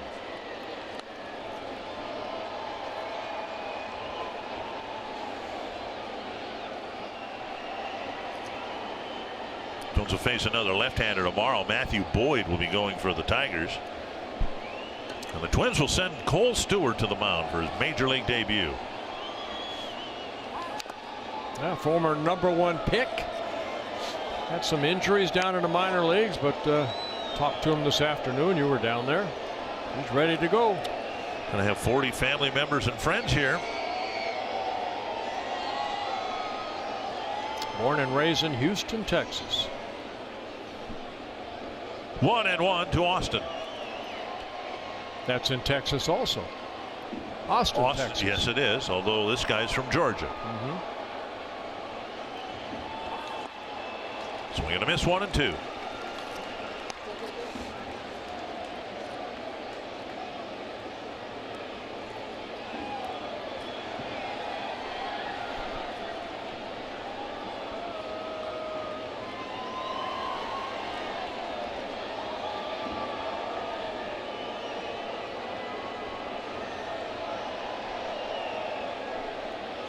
Foul back to the screen.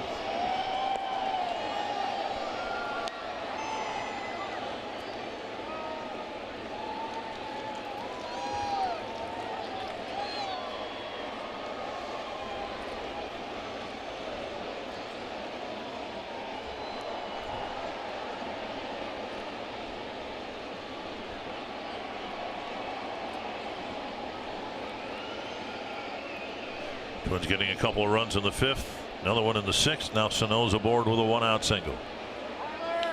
Tapper to third. Candelario sticks the glove out, and the ball finds the glove. They have kept him busy over there, haven't they? Sano advances to second.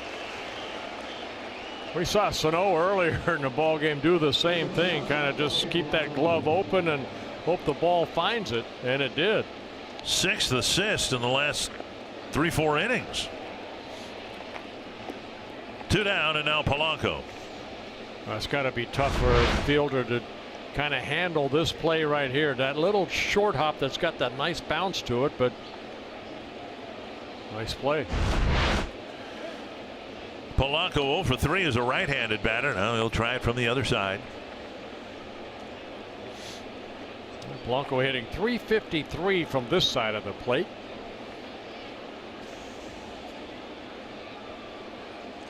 Outside, a ball.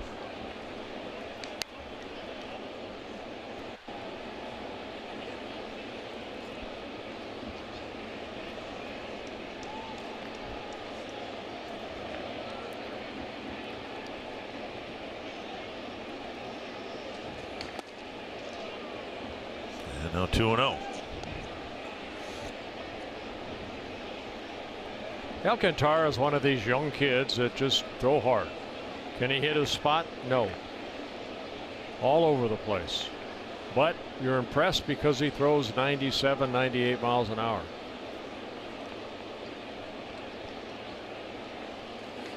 There's the strike.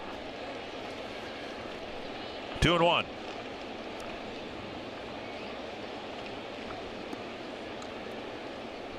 Jake Cave has come onto the on-deck circle. He'll hit for Johnny Field. Twins hope this inning.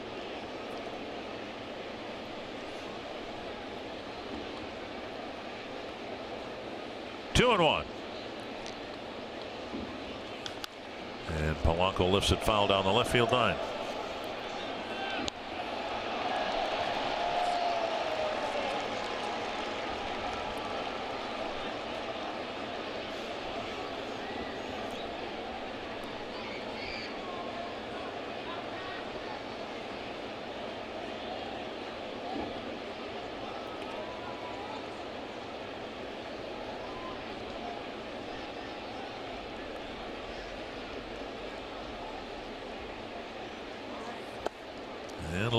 3-2.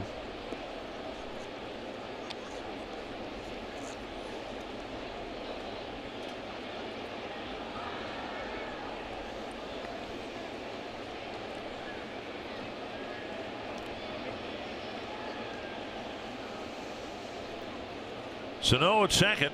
Twins would like to tack on another run or two here in the 7th. And Polanco will take a walk, first and second, and now Cave will enter the game.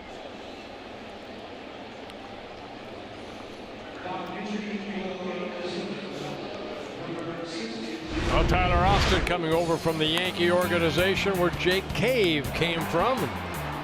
Over the last 10 ball games, he's doing well, hitting .300, driving in some runs and scoring runs.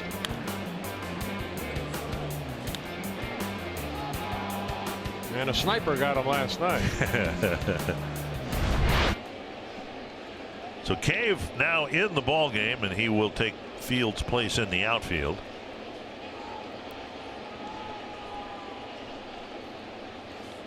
Over the inside corner, strike one.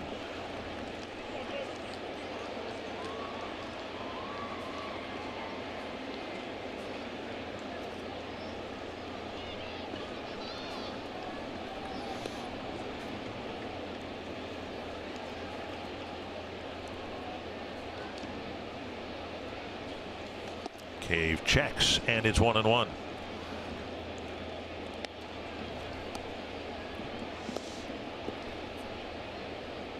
Twins make one more trip here. It's on the last road trip of the year in mid-September. And the Tigers, who are at Target Field next week for 4, will make up half of the final homestand of the year at the end of September. That's to the backstop. Both runners will move up. Sano to third, Polanco to second. And the count runs to 2-1 now to Jake Cave.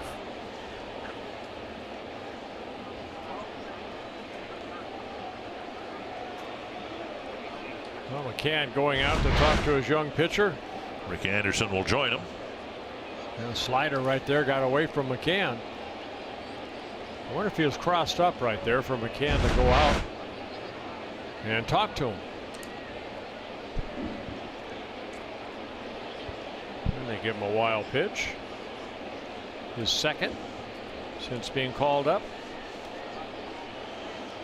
Last weekend, Johan Santana gave Rick Anderson an awful lot of credit for his development at the big league level. Bobby Cuellar in the minor leagues worked with him a lot, but the most recent Twins Hall of Famer gave that guy his due respect for helping him as a big league pitcher. And for a 3-year period at least, he was the best in the big leagues. 2-1.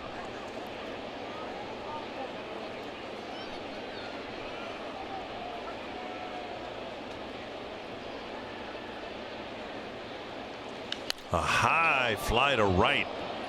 Castellanos fighting the twilight, but he keeps his eye on it, makes the catch. Cave flies out.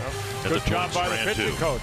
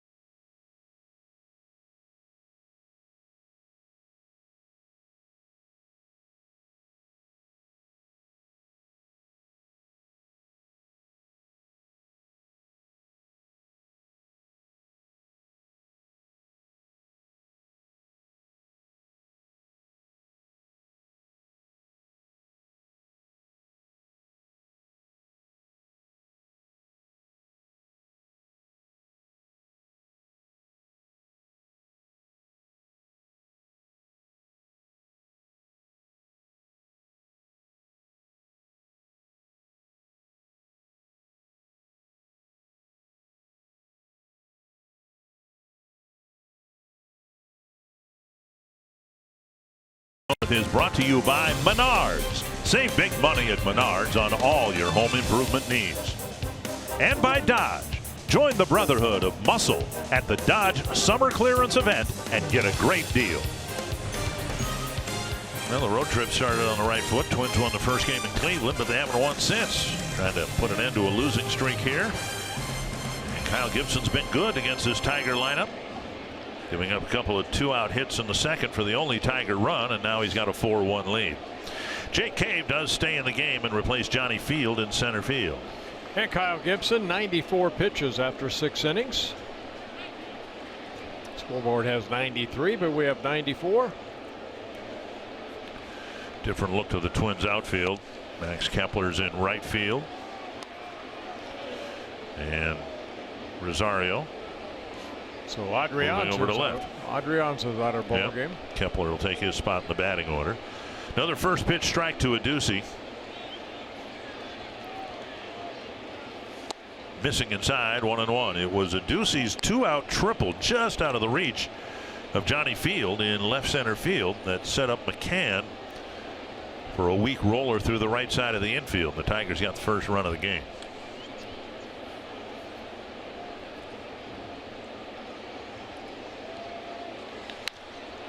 Lazy fly ball to left. Rosario comes in. A good changeup right there. 1 down.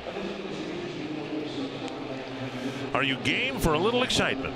You can head to foxsportsnorth.com, submit a photo and message for the opportunity to be featured in the Minnesota Lottery Winner's Circle during our broadcast and receive $100 in scratch tickets. With the Minnesota Lottery, every day is game day. Here's McCann.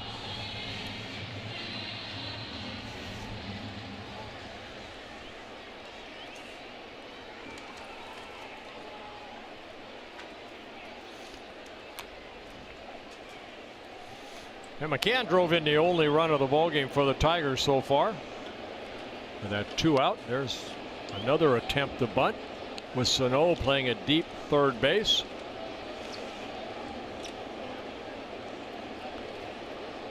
I want to correct myself on Adduci. When he hit the triple, I said that was his first major league home run. That was actually his third major league triple. Triple, yeah. Triple.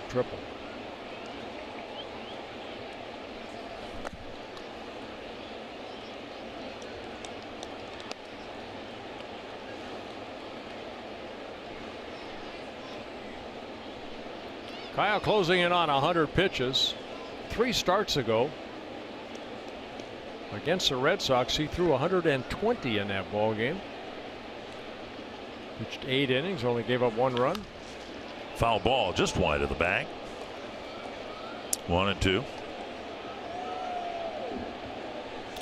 to be a challenge for McCann.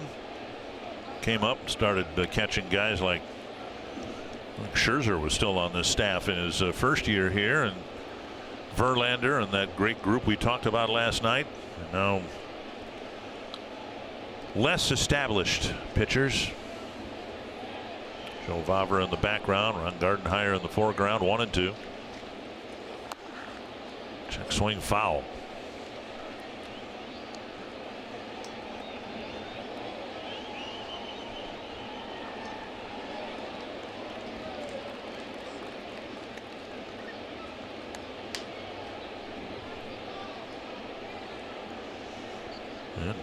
McCann's first year was 2014, and he caught Scherzer a little bit that year. Porcello. Tigers got to the World Series a couple of times since 1984, but they haven't won it. 2-2 to McCann.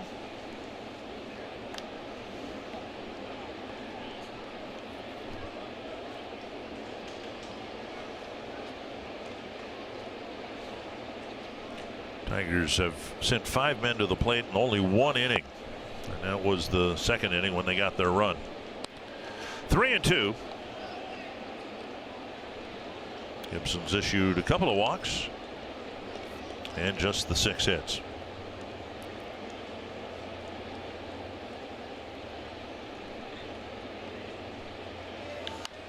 Foul back.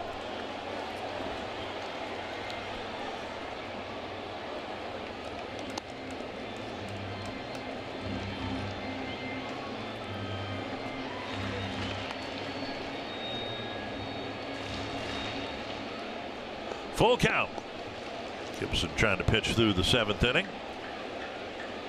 This will be pitch number 104. Irvin Alston on the mound. Or on the phone, rather.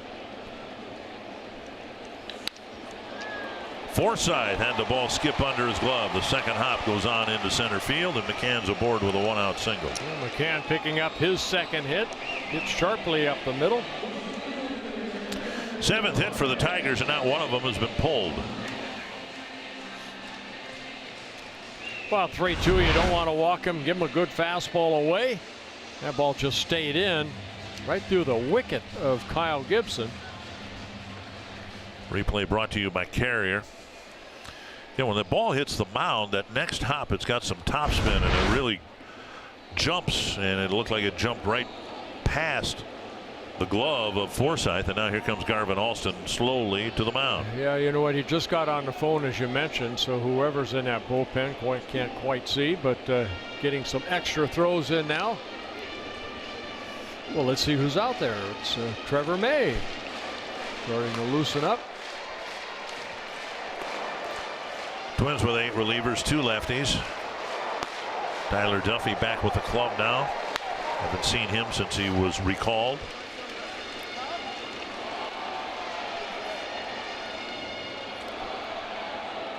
Second mound visit for the Twins.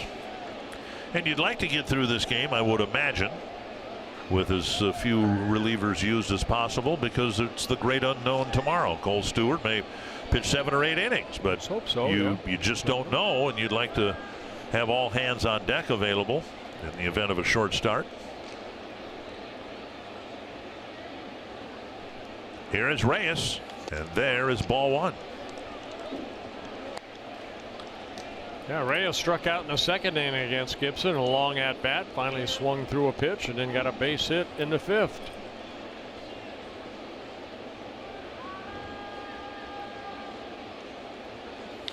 To center, and going back is Kay, but plenty of room out there. That's out number 2.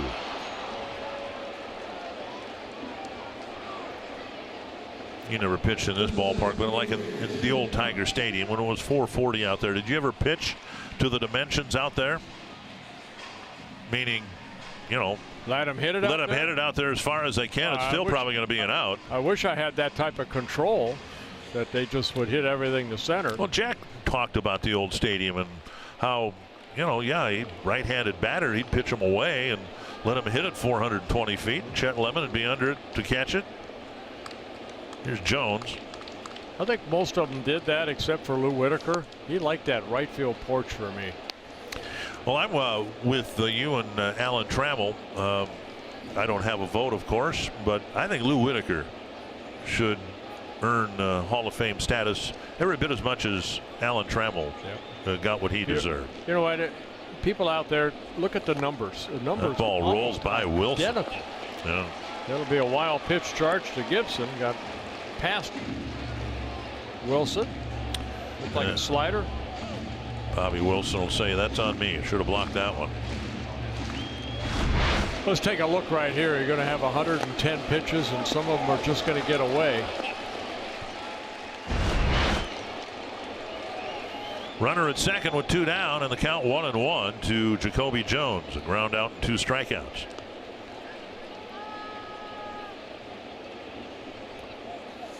On the outside corner. Yeah, he struck out Jacoby twice. Kyle with 4 strikeouts.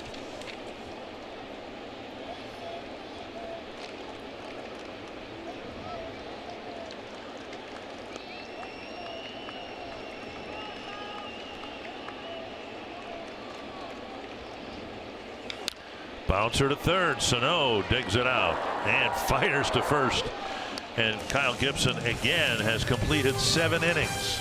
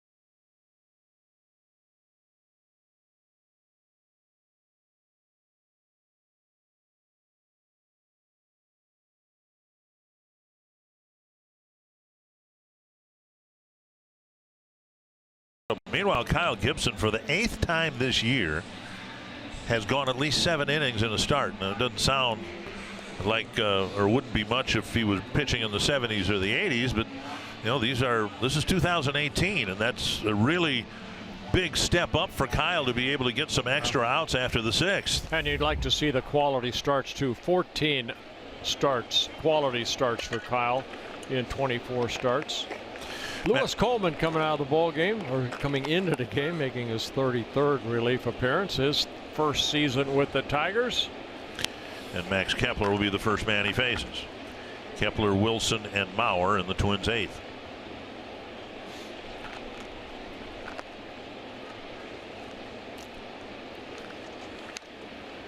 Three-run lead. The Twins would like to add some more runs, obviously. But right now, if the score doesn't change, it would be a save situation for someone in the bottom of the 9th. We just don't know who that someone is yet. And it might change on a nightly basis. High fives for Gibson. Well deserved once again. High and tight, 1-1. Fernando Rodney got into the ball game last night in the 8th inning for Oakland. Had a 1-2-3 inning.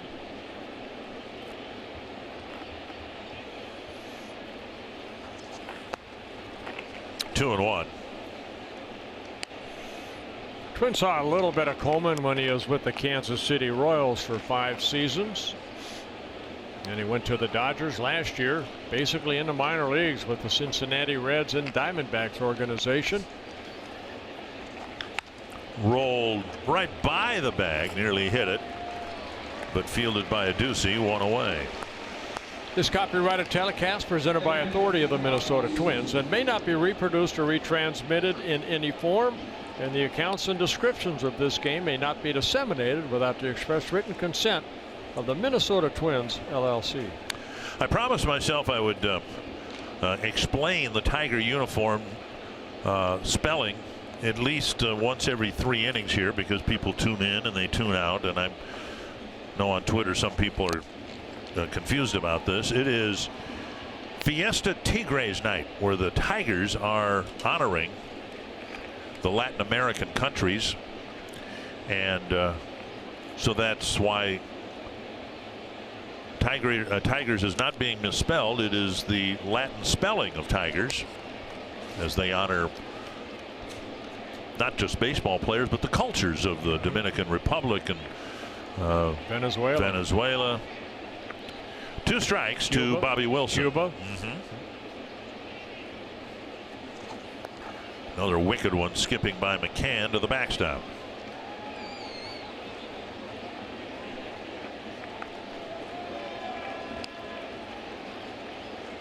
Bobby Wilson looking at McCann, I guess. It's an interesting story Phil Miller wrote. I think it'll be in print in tomorrow's Star Tribune, about the life and times of a backup catcher, featuring, of course, Bobby Wilson, Drew Butera. I read it online this afternoon. 1 and 2. Swung on and missed. Wilson heads back to the dugout, 2 down.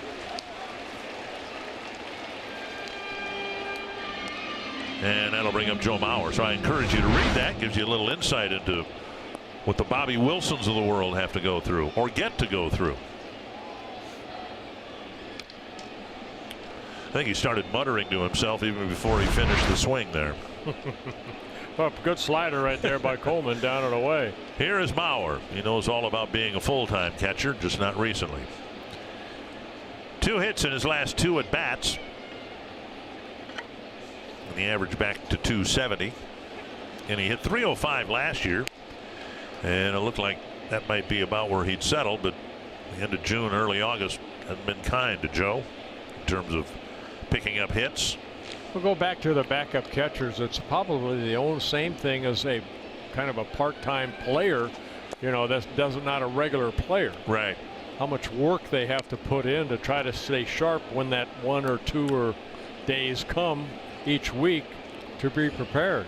And that's a big part of the article. Bobby's saying, you know, I make it a point. I try to catch as many bullpens as I can on the days that I'm not catching. And there are throwing drills that he does to keep his arm strong, even though you know, might play twice a week, 3 times a week, but A lot of fans don't get to the ballpark early as we do, and sometimes you see them out there, you know, working on their footwork and their release towards second base. Been around the game a long time, thought about leaving the game, and here he is sitting in a major league dugout for another year. Briefly had some time here with the Tigers. One of the teams that he served as a backup catcher for. 2-2 to Mauer.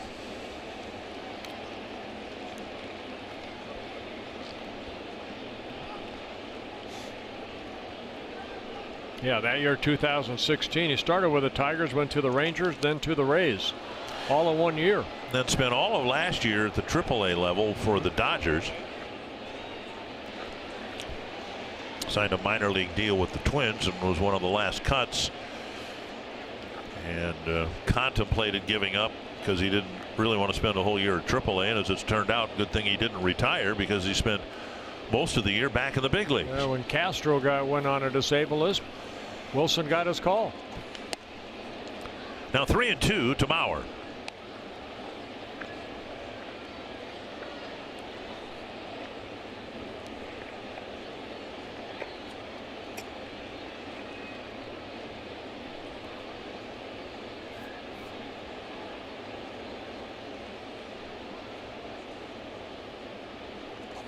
And Joe takes a walk with 2 down in the 8th. One more thing about Wilson too, he was a number 48 draft pick for the Angels. So, you know, you're not a high draft pick in the minor leagues. They could let you go in a heartbeat. They don't have any money invested in you, so he had to work his tail end off to finally get to the Angels back in 2008. He signed in 2002, so a lot of minor league time too. Eddie Rosario 1 for 3, an RBI double his last time up. Twins have taken 6 walks here tonight. Goodrum in short right field throws out Rosario. The Twins are done in the 8th inning.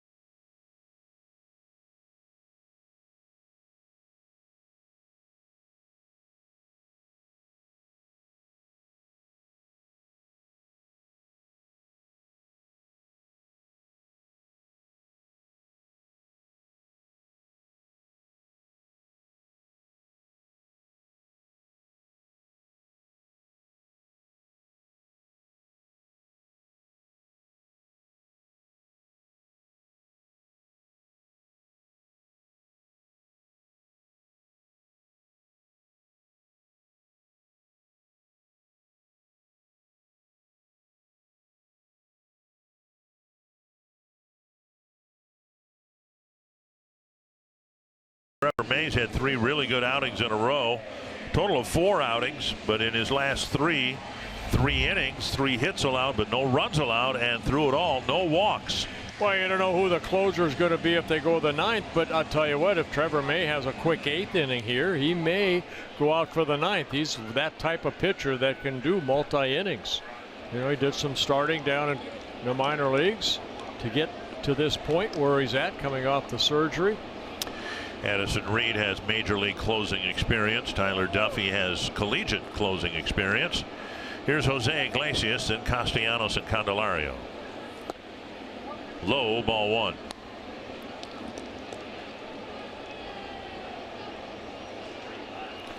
And if May does get some closing opportunities, it's important to point out that at least so far, May has not pitched in back-to-back games. So let's say that they leave him out there for 2 innings. That would probably preclude him from pitching tomorrow anyway. A good fastball inside right here to Iglesias. He swings through it. Zipped inside.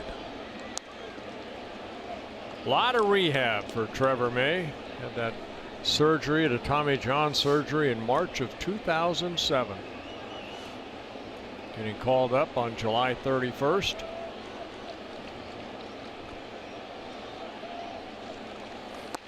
Strike called. I hope the last 3 pitches were by design. You always talk about pitching hard inside, not hitting anybody, but then repeating in there, and I think we might have just seen that if that was May's intent.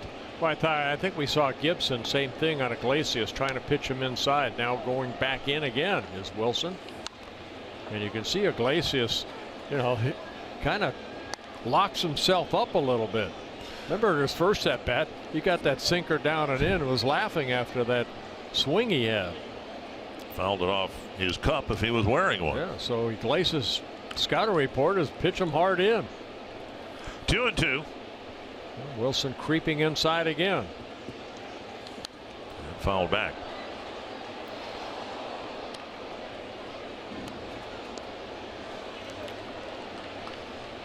Twins will hit in the 9th inning, and they might hit against Buck Farmer.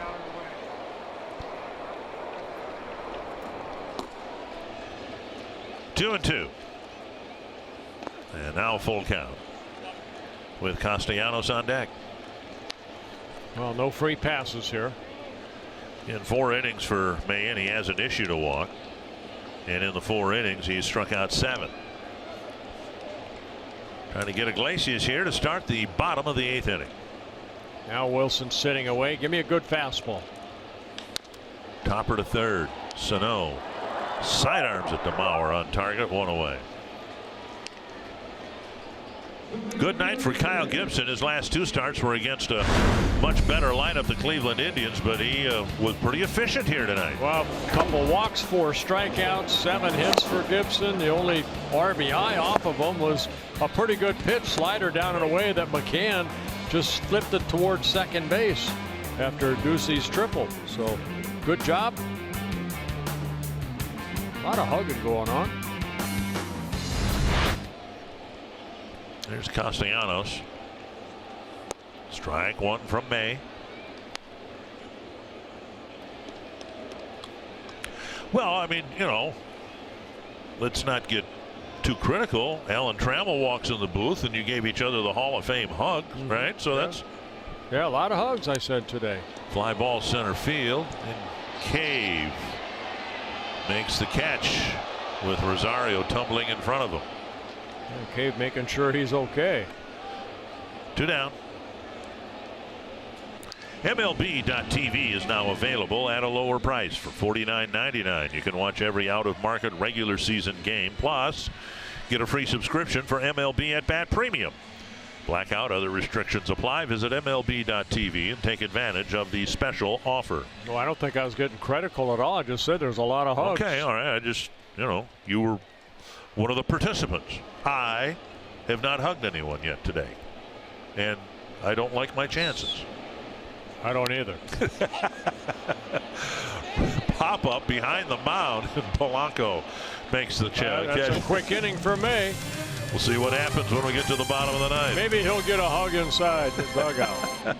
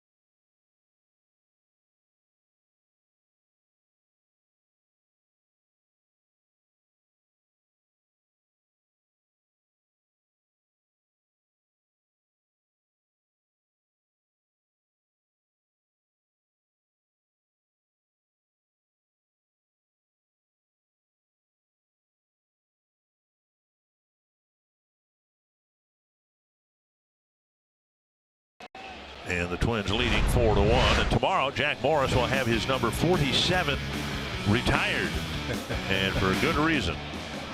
The dominant pitcher, late 70s through the 80s and into the 90s, of course. And we'll have it for you tomorrow at noon. Nobody won more games than Jack Morris in the 80s. That's the final out of his no-hitter against the White Sox. Bear hug. They're hugging back then. Yeah. Lance Parrish. He's one guy you don't want to have hug you. Take every breath you had out of you. Here's Buck Farmer coming into the ball game. Farmer making his 51st relief appearance, 50 innings pitched, 46 strikeouts, 30 walks. That's high, with 55 hits allowed. Farmer in his 5th season with the Tigers. First season he's actually been with them all season long, up and down the last 4 seasons. And Forsythe takes a strike. 2 for 4 on the night for Logan Forsythe. Then he'll be followed by Miguel Sano and Tyler Austin.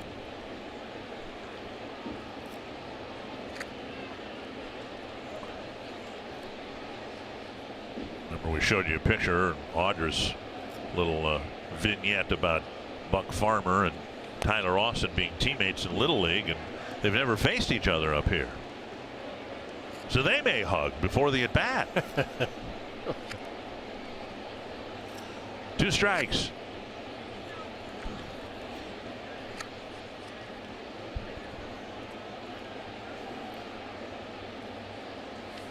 Just missed the outside corner, 1-2. Now, isn't today National Card Day, I believe?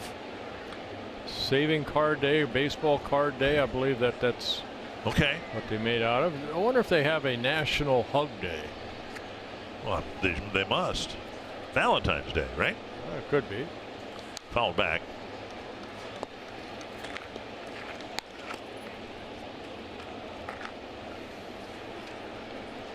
Farmer, 27 years old. Signed by the Tigers back in 2013. Their number 5 pick. Fastball, slider, changeup. Inside now, 2-2. That was a changeup right there. Forsythe's loving it so far, getting 4 or 5 at bats every night. And he's getting a lot of hits, and he's giving the Twins some really competitive at bats.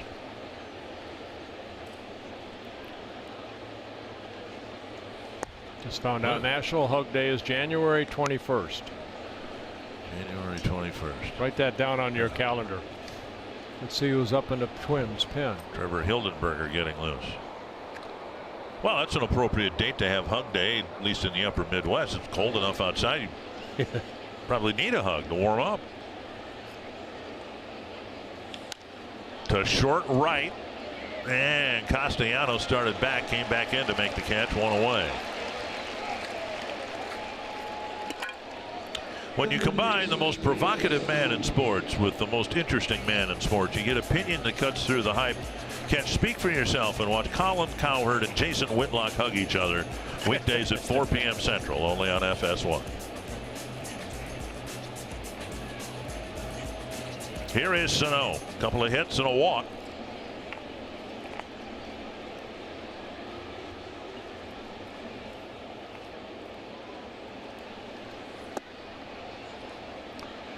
Check swing with a strike to Sano. That's tomorrow's home plate umpire, Chad Fairchild, making that call. And for those of you who don't know, the umpires work in a clockwise rotation. So today's home plate umpire, Bruce Dreckman, will be at third.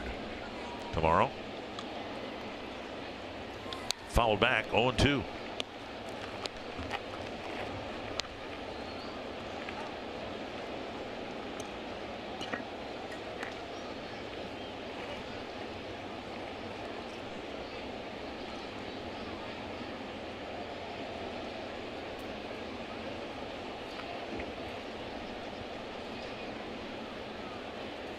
Pitches up high, 1-2. Talking about number retirement with Jack Morris having his 47 retired here tonight. Barry Bonds having the number 25 retired in San Francisco.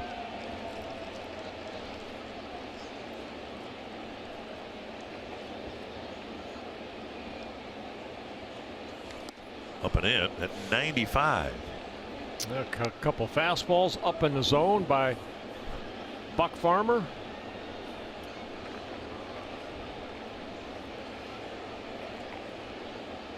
Buck signed of 2013 out of Georgia Tech. Popped up, backing out of play.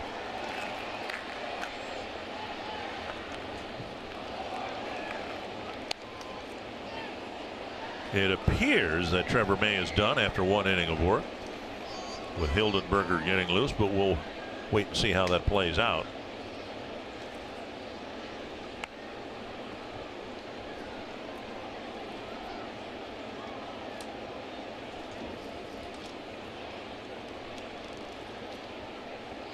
Fouled back,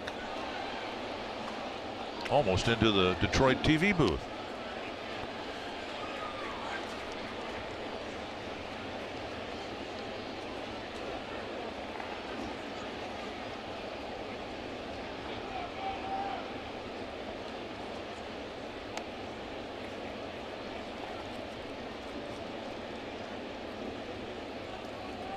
Another 2-2 to Sano.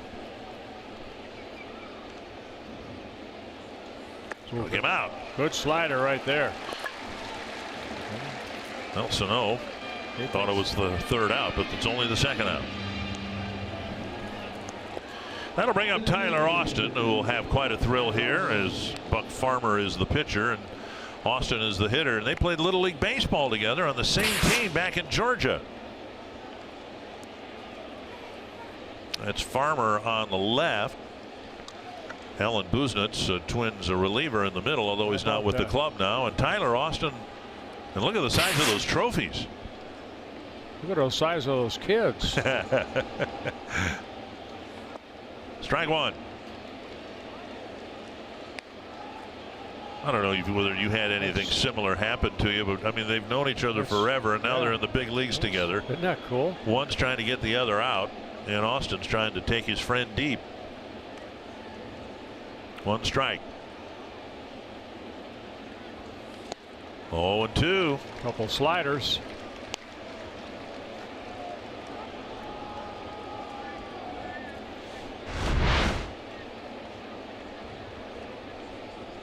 Ah, that's a changeup right there.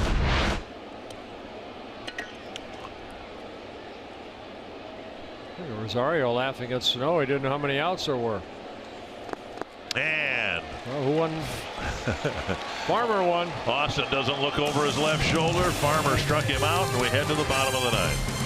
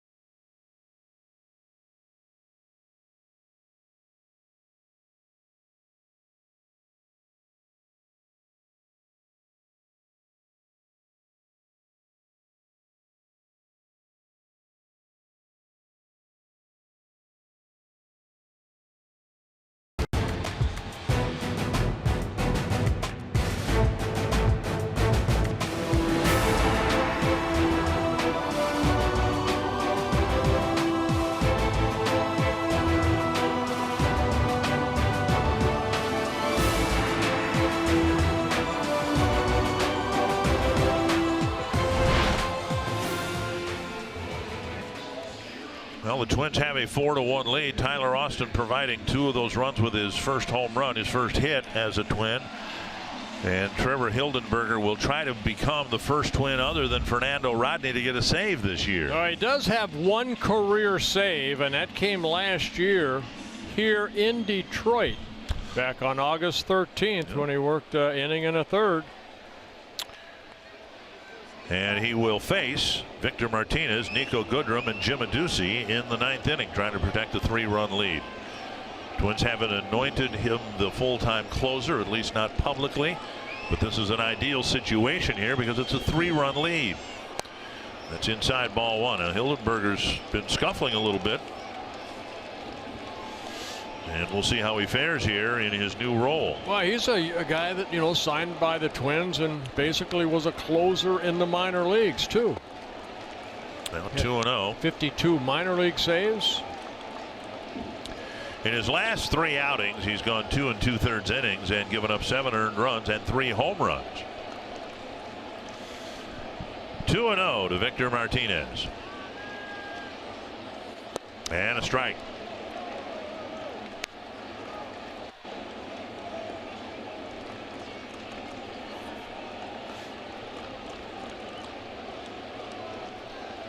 Most recent outing, he gave up the 3-run walk-off home run to Lindor. There's strike 2, 2-2.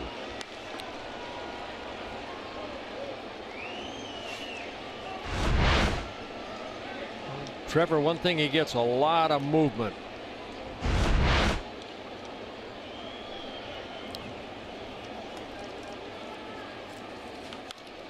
And Martinez lifts it foul over the Tiger dugout.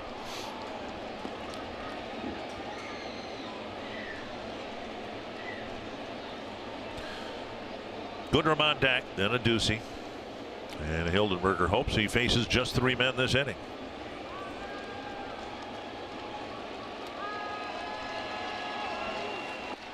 Three and 2.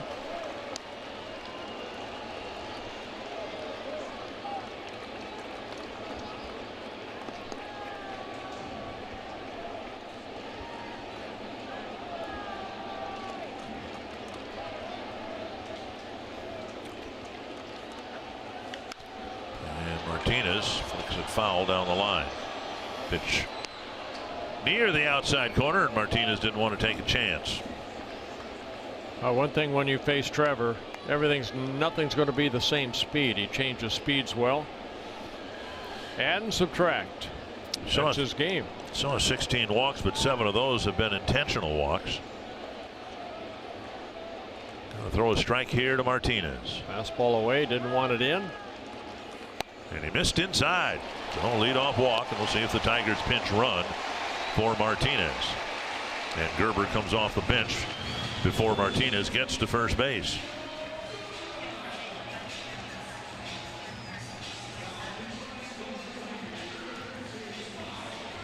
And that'll bring up Nico Goodrum. So Martinez is out of the game. Gerber the runner at first. Goodrum is 0 for 2 with a walk today.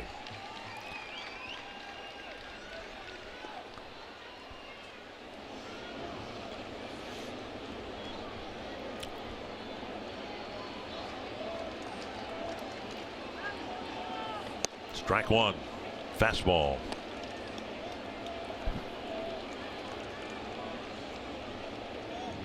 Well, these guys were teammates down in the minor leagues for the Twins. Hildenberger, Goodrum. Driven to right. And he's done it again. His 4th home run this year against the Twins.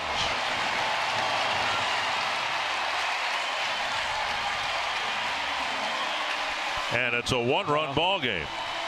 Well, it's almost the same pitch that Lindor hit off Hildenberger. Just a changeup that just stayed up.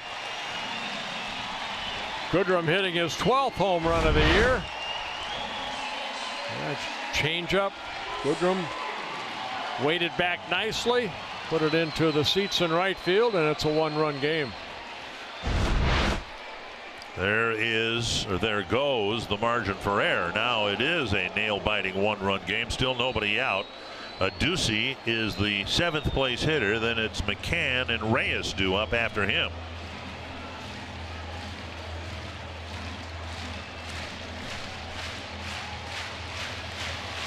Wilson with a quick visit to the mound.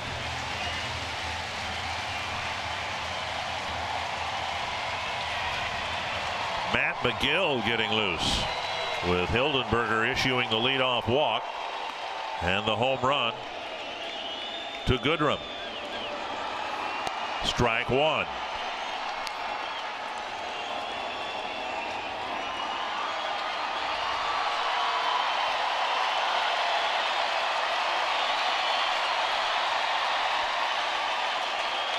Roller to right, a base hit.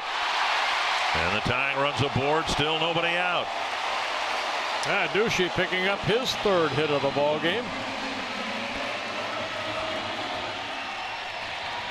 And it's not just that Hildenberger's been getting scored on, but multiple run innings.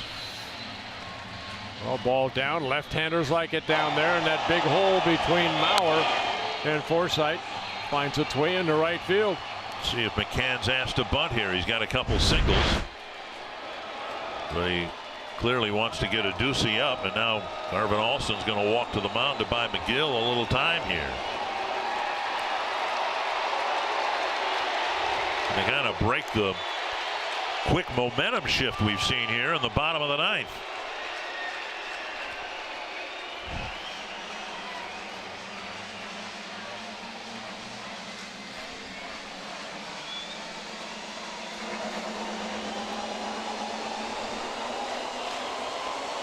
Twins have already used Trevor May and Hildenberger. The lefties are Moya and Rogers. Drake pitched a couple innings last night. Addison Reed has closing experience, but he hasn't pitched a whole lot since coming off the disabled list. Shane Green getting loose. He's the closer for the Tigers.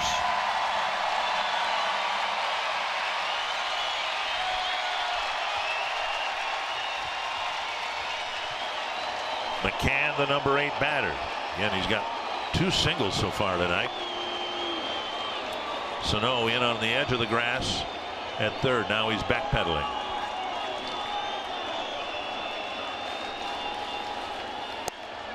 Outside ball 1.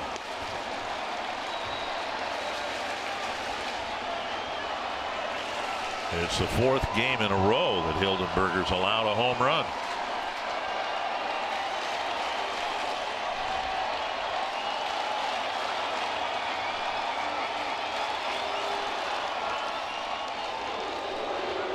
Tigers used their pinch runner when they put Gerber in for Martinez. We've seen Hildenberger at times a little vulnerable to the stolen base.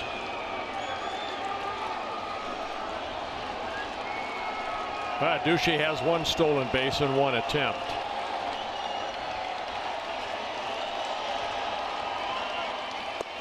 Outside, 2-0.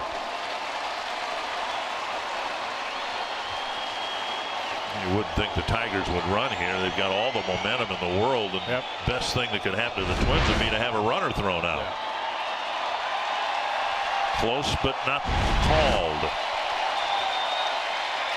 2-0. There's a strike. Same spot.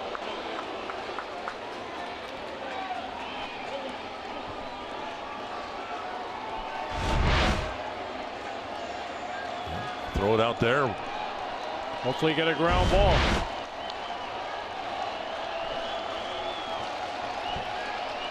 Candace hit into 9 double plays. 3-1. Walks haven't been the problem for Hildenberger. Has an issue to walk in his last 5 outings.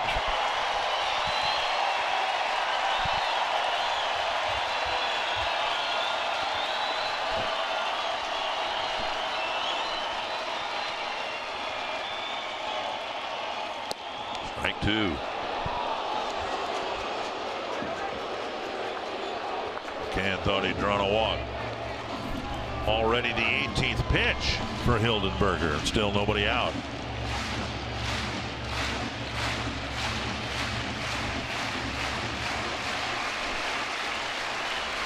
We'll see what he throws right here. 3-2. Fastball away. Again, away or a changeup. Wilson sitting outside. Got him looking. A fastball on the outside corner, one away. Well, he took 3-1 fastball away, and they came back with it again. And Hildenberger picking up the first out. I think every pitch he threw was a fastball, wasn't it? Yep.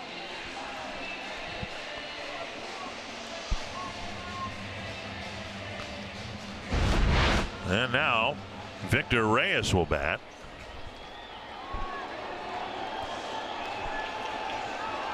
Reyes with a single, a fly ball, and a strikeout.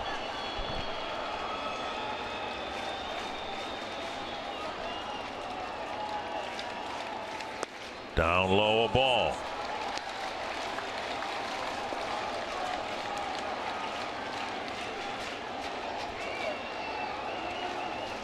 Reyes with just 28 strikeouts in 126 at bats. A tough guy to double up too. He's only hit into 2 double plays. Fly ball left center field. Rosario calling for it. That's out number 2, and it'll come down to Jacoby Jones against Trevor Hildenberger. 1 out to get here tonight, and then a new ball game tomorrow, and it'll be the major league debut for Cole Stewart against Matthew Boyd. Tiger lefty. Yeah, those are his AAA numbers. He also started this season at AA. So Cole Stewart, sleep well tonight, young man. Jones is 0 for 4. 2 strikeouts, 2 ground balls to third.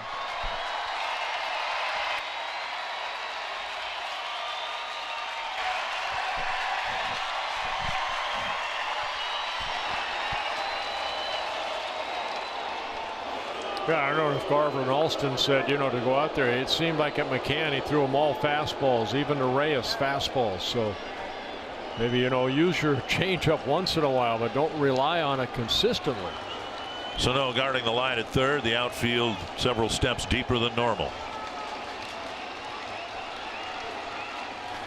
Outside, ball 1. On a fastball.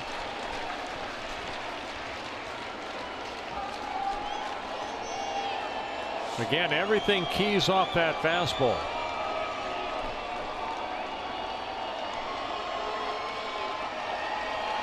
And they're going to work him away. There's a strike. Another fastball. We saw it in the 2 appearances against the Indians. It's like the Indian hitters were sitting on the changeup, and it looks like it's exactly what Goodrum was doing. 1-1.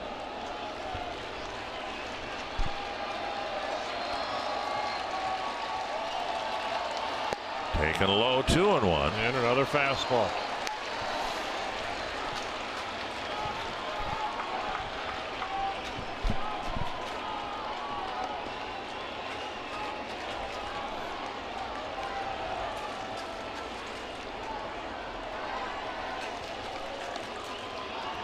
Two and 1 to Jones. Fouled away, 2-2. Another fastball. Well, his fastball has some movement. It comes back over the plate, so he does start it outside and let it come back. You just don't want to make a mistake inside here to Jones.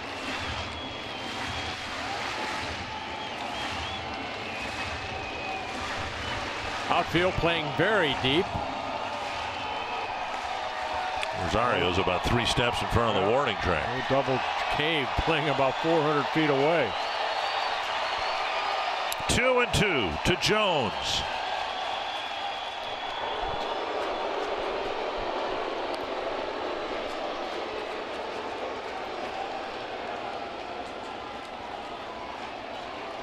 If Jones doesn't end the game, Iglesias would hit next.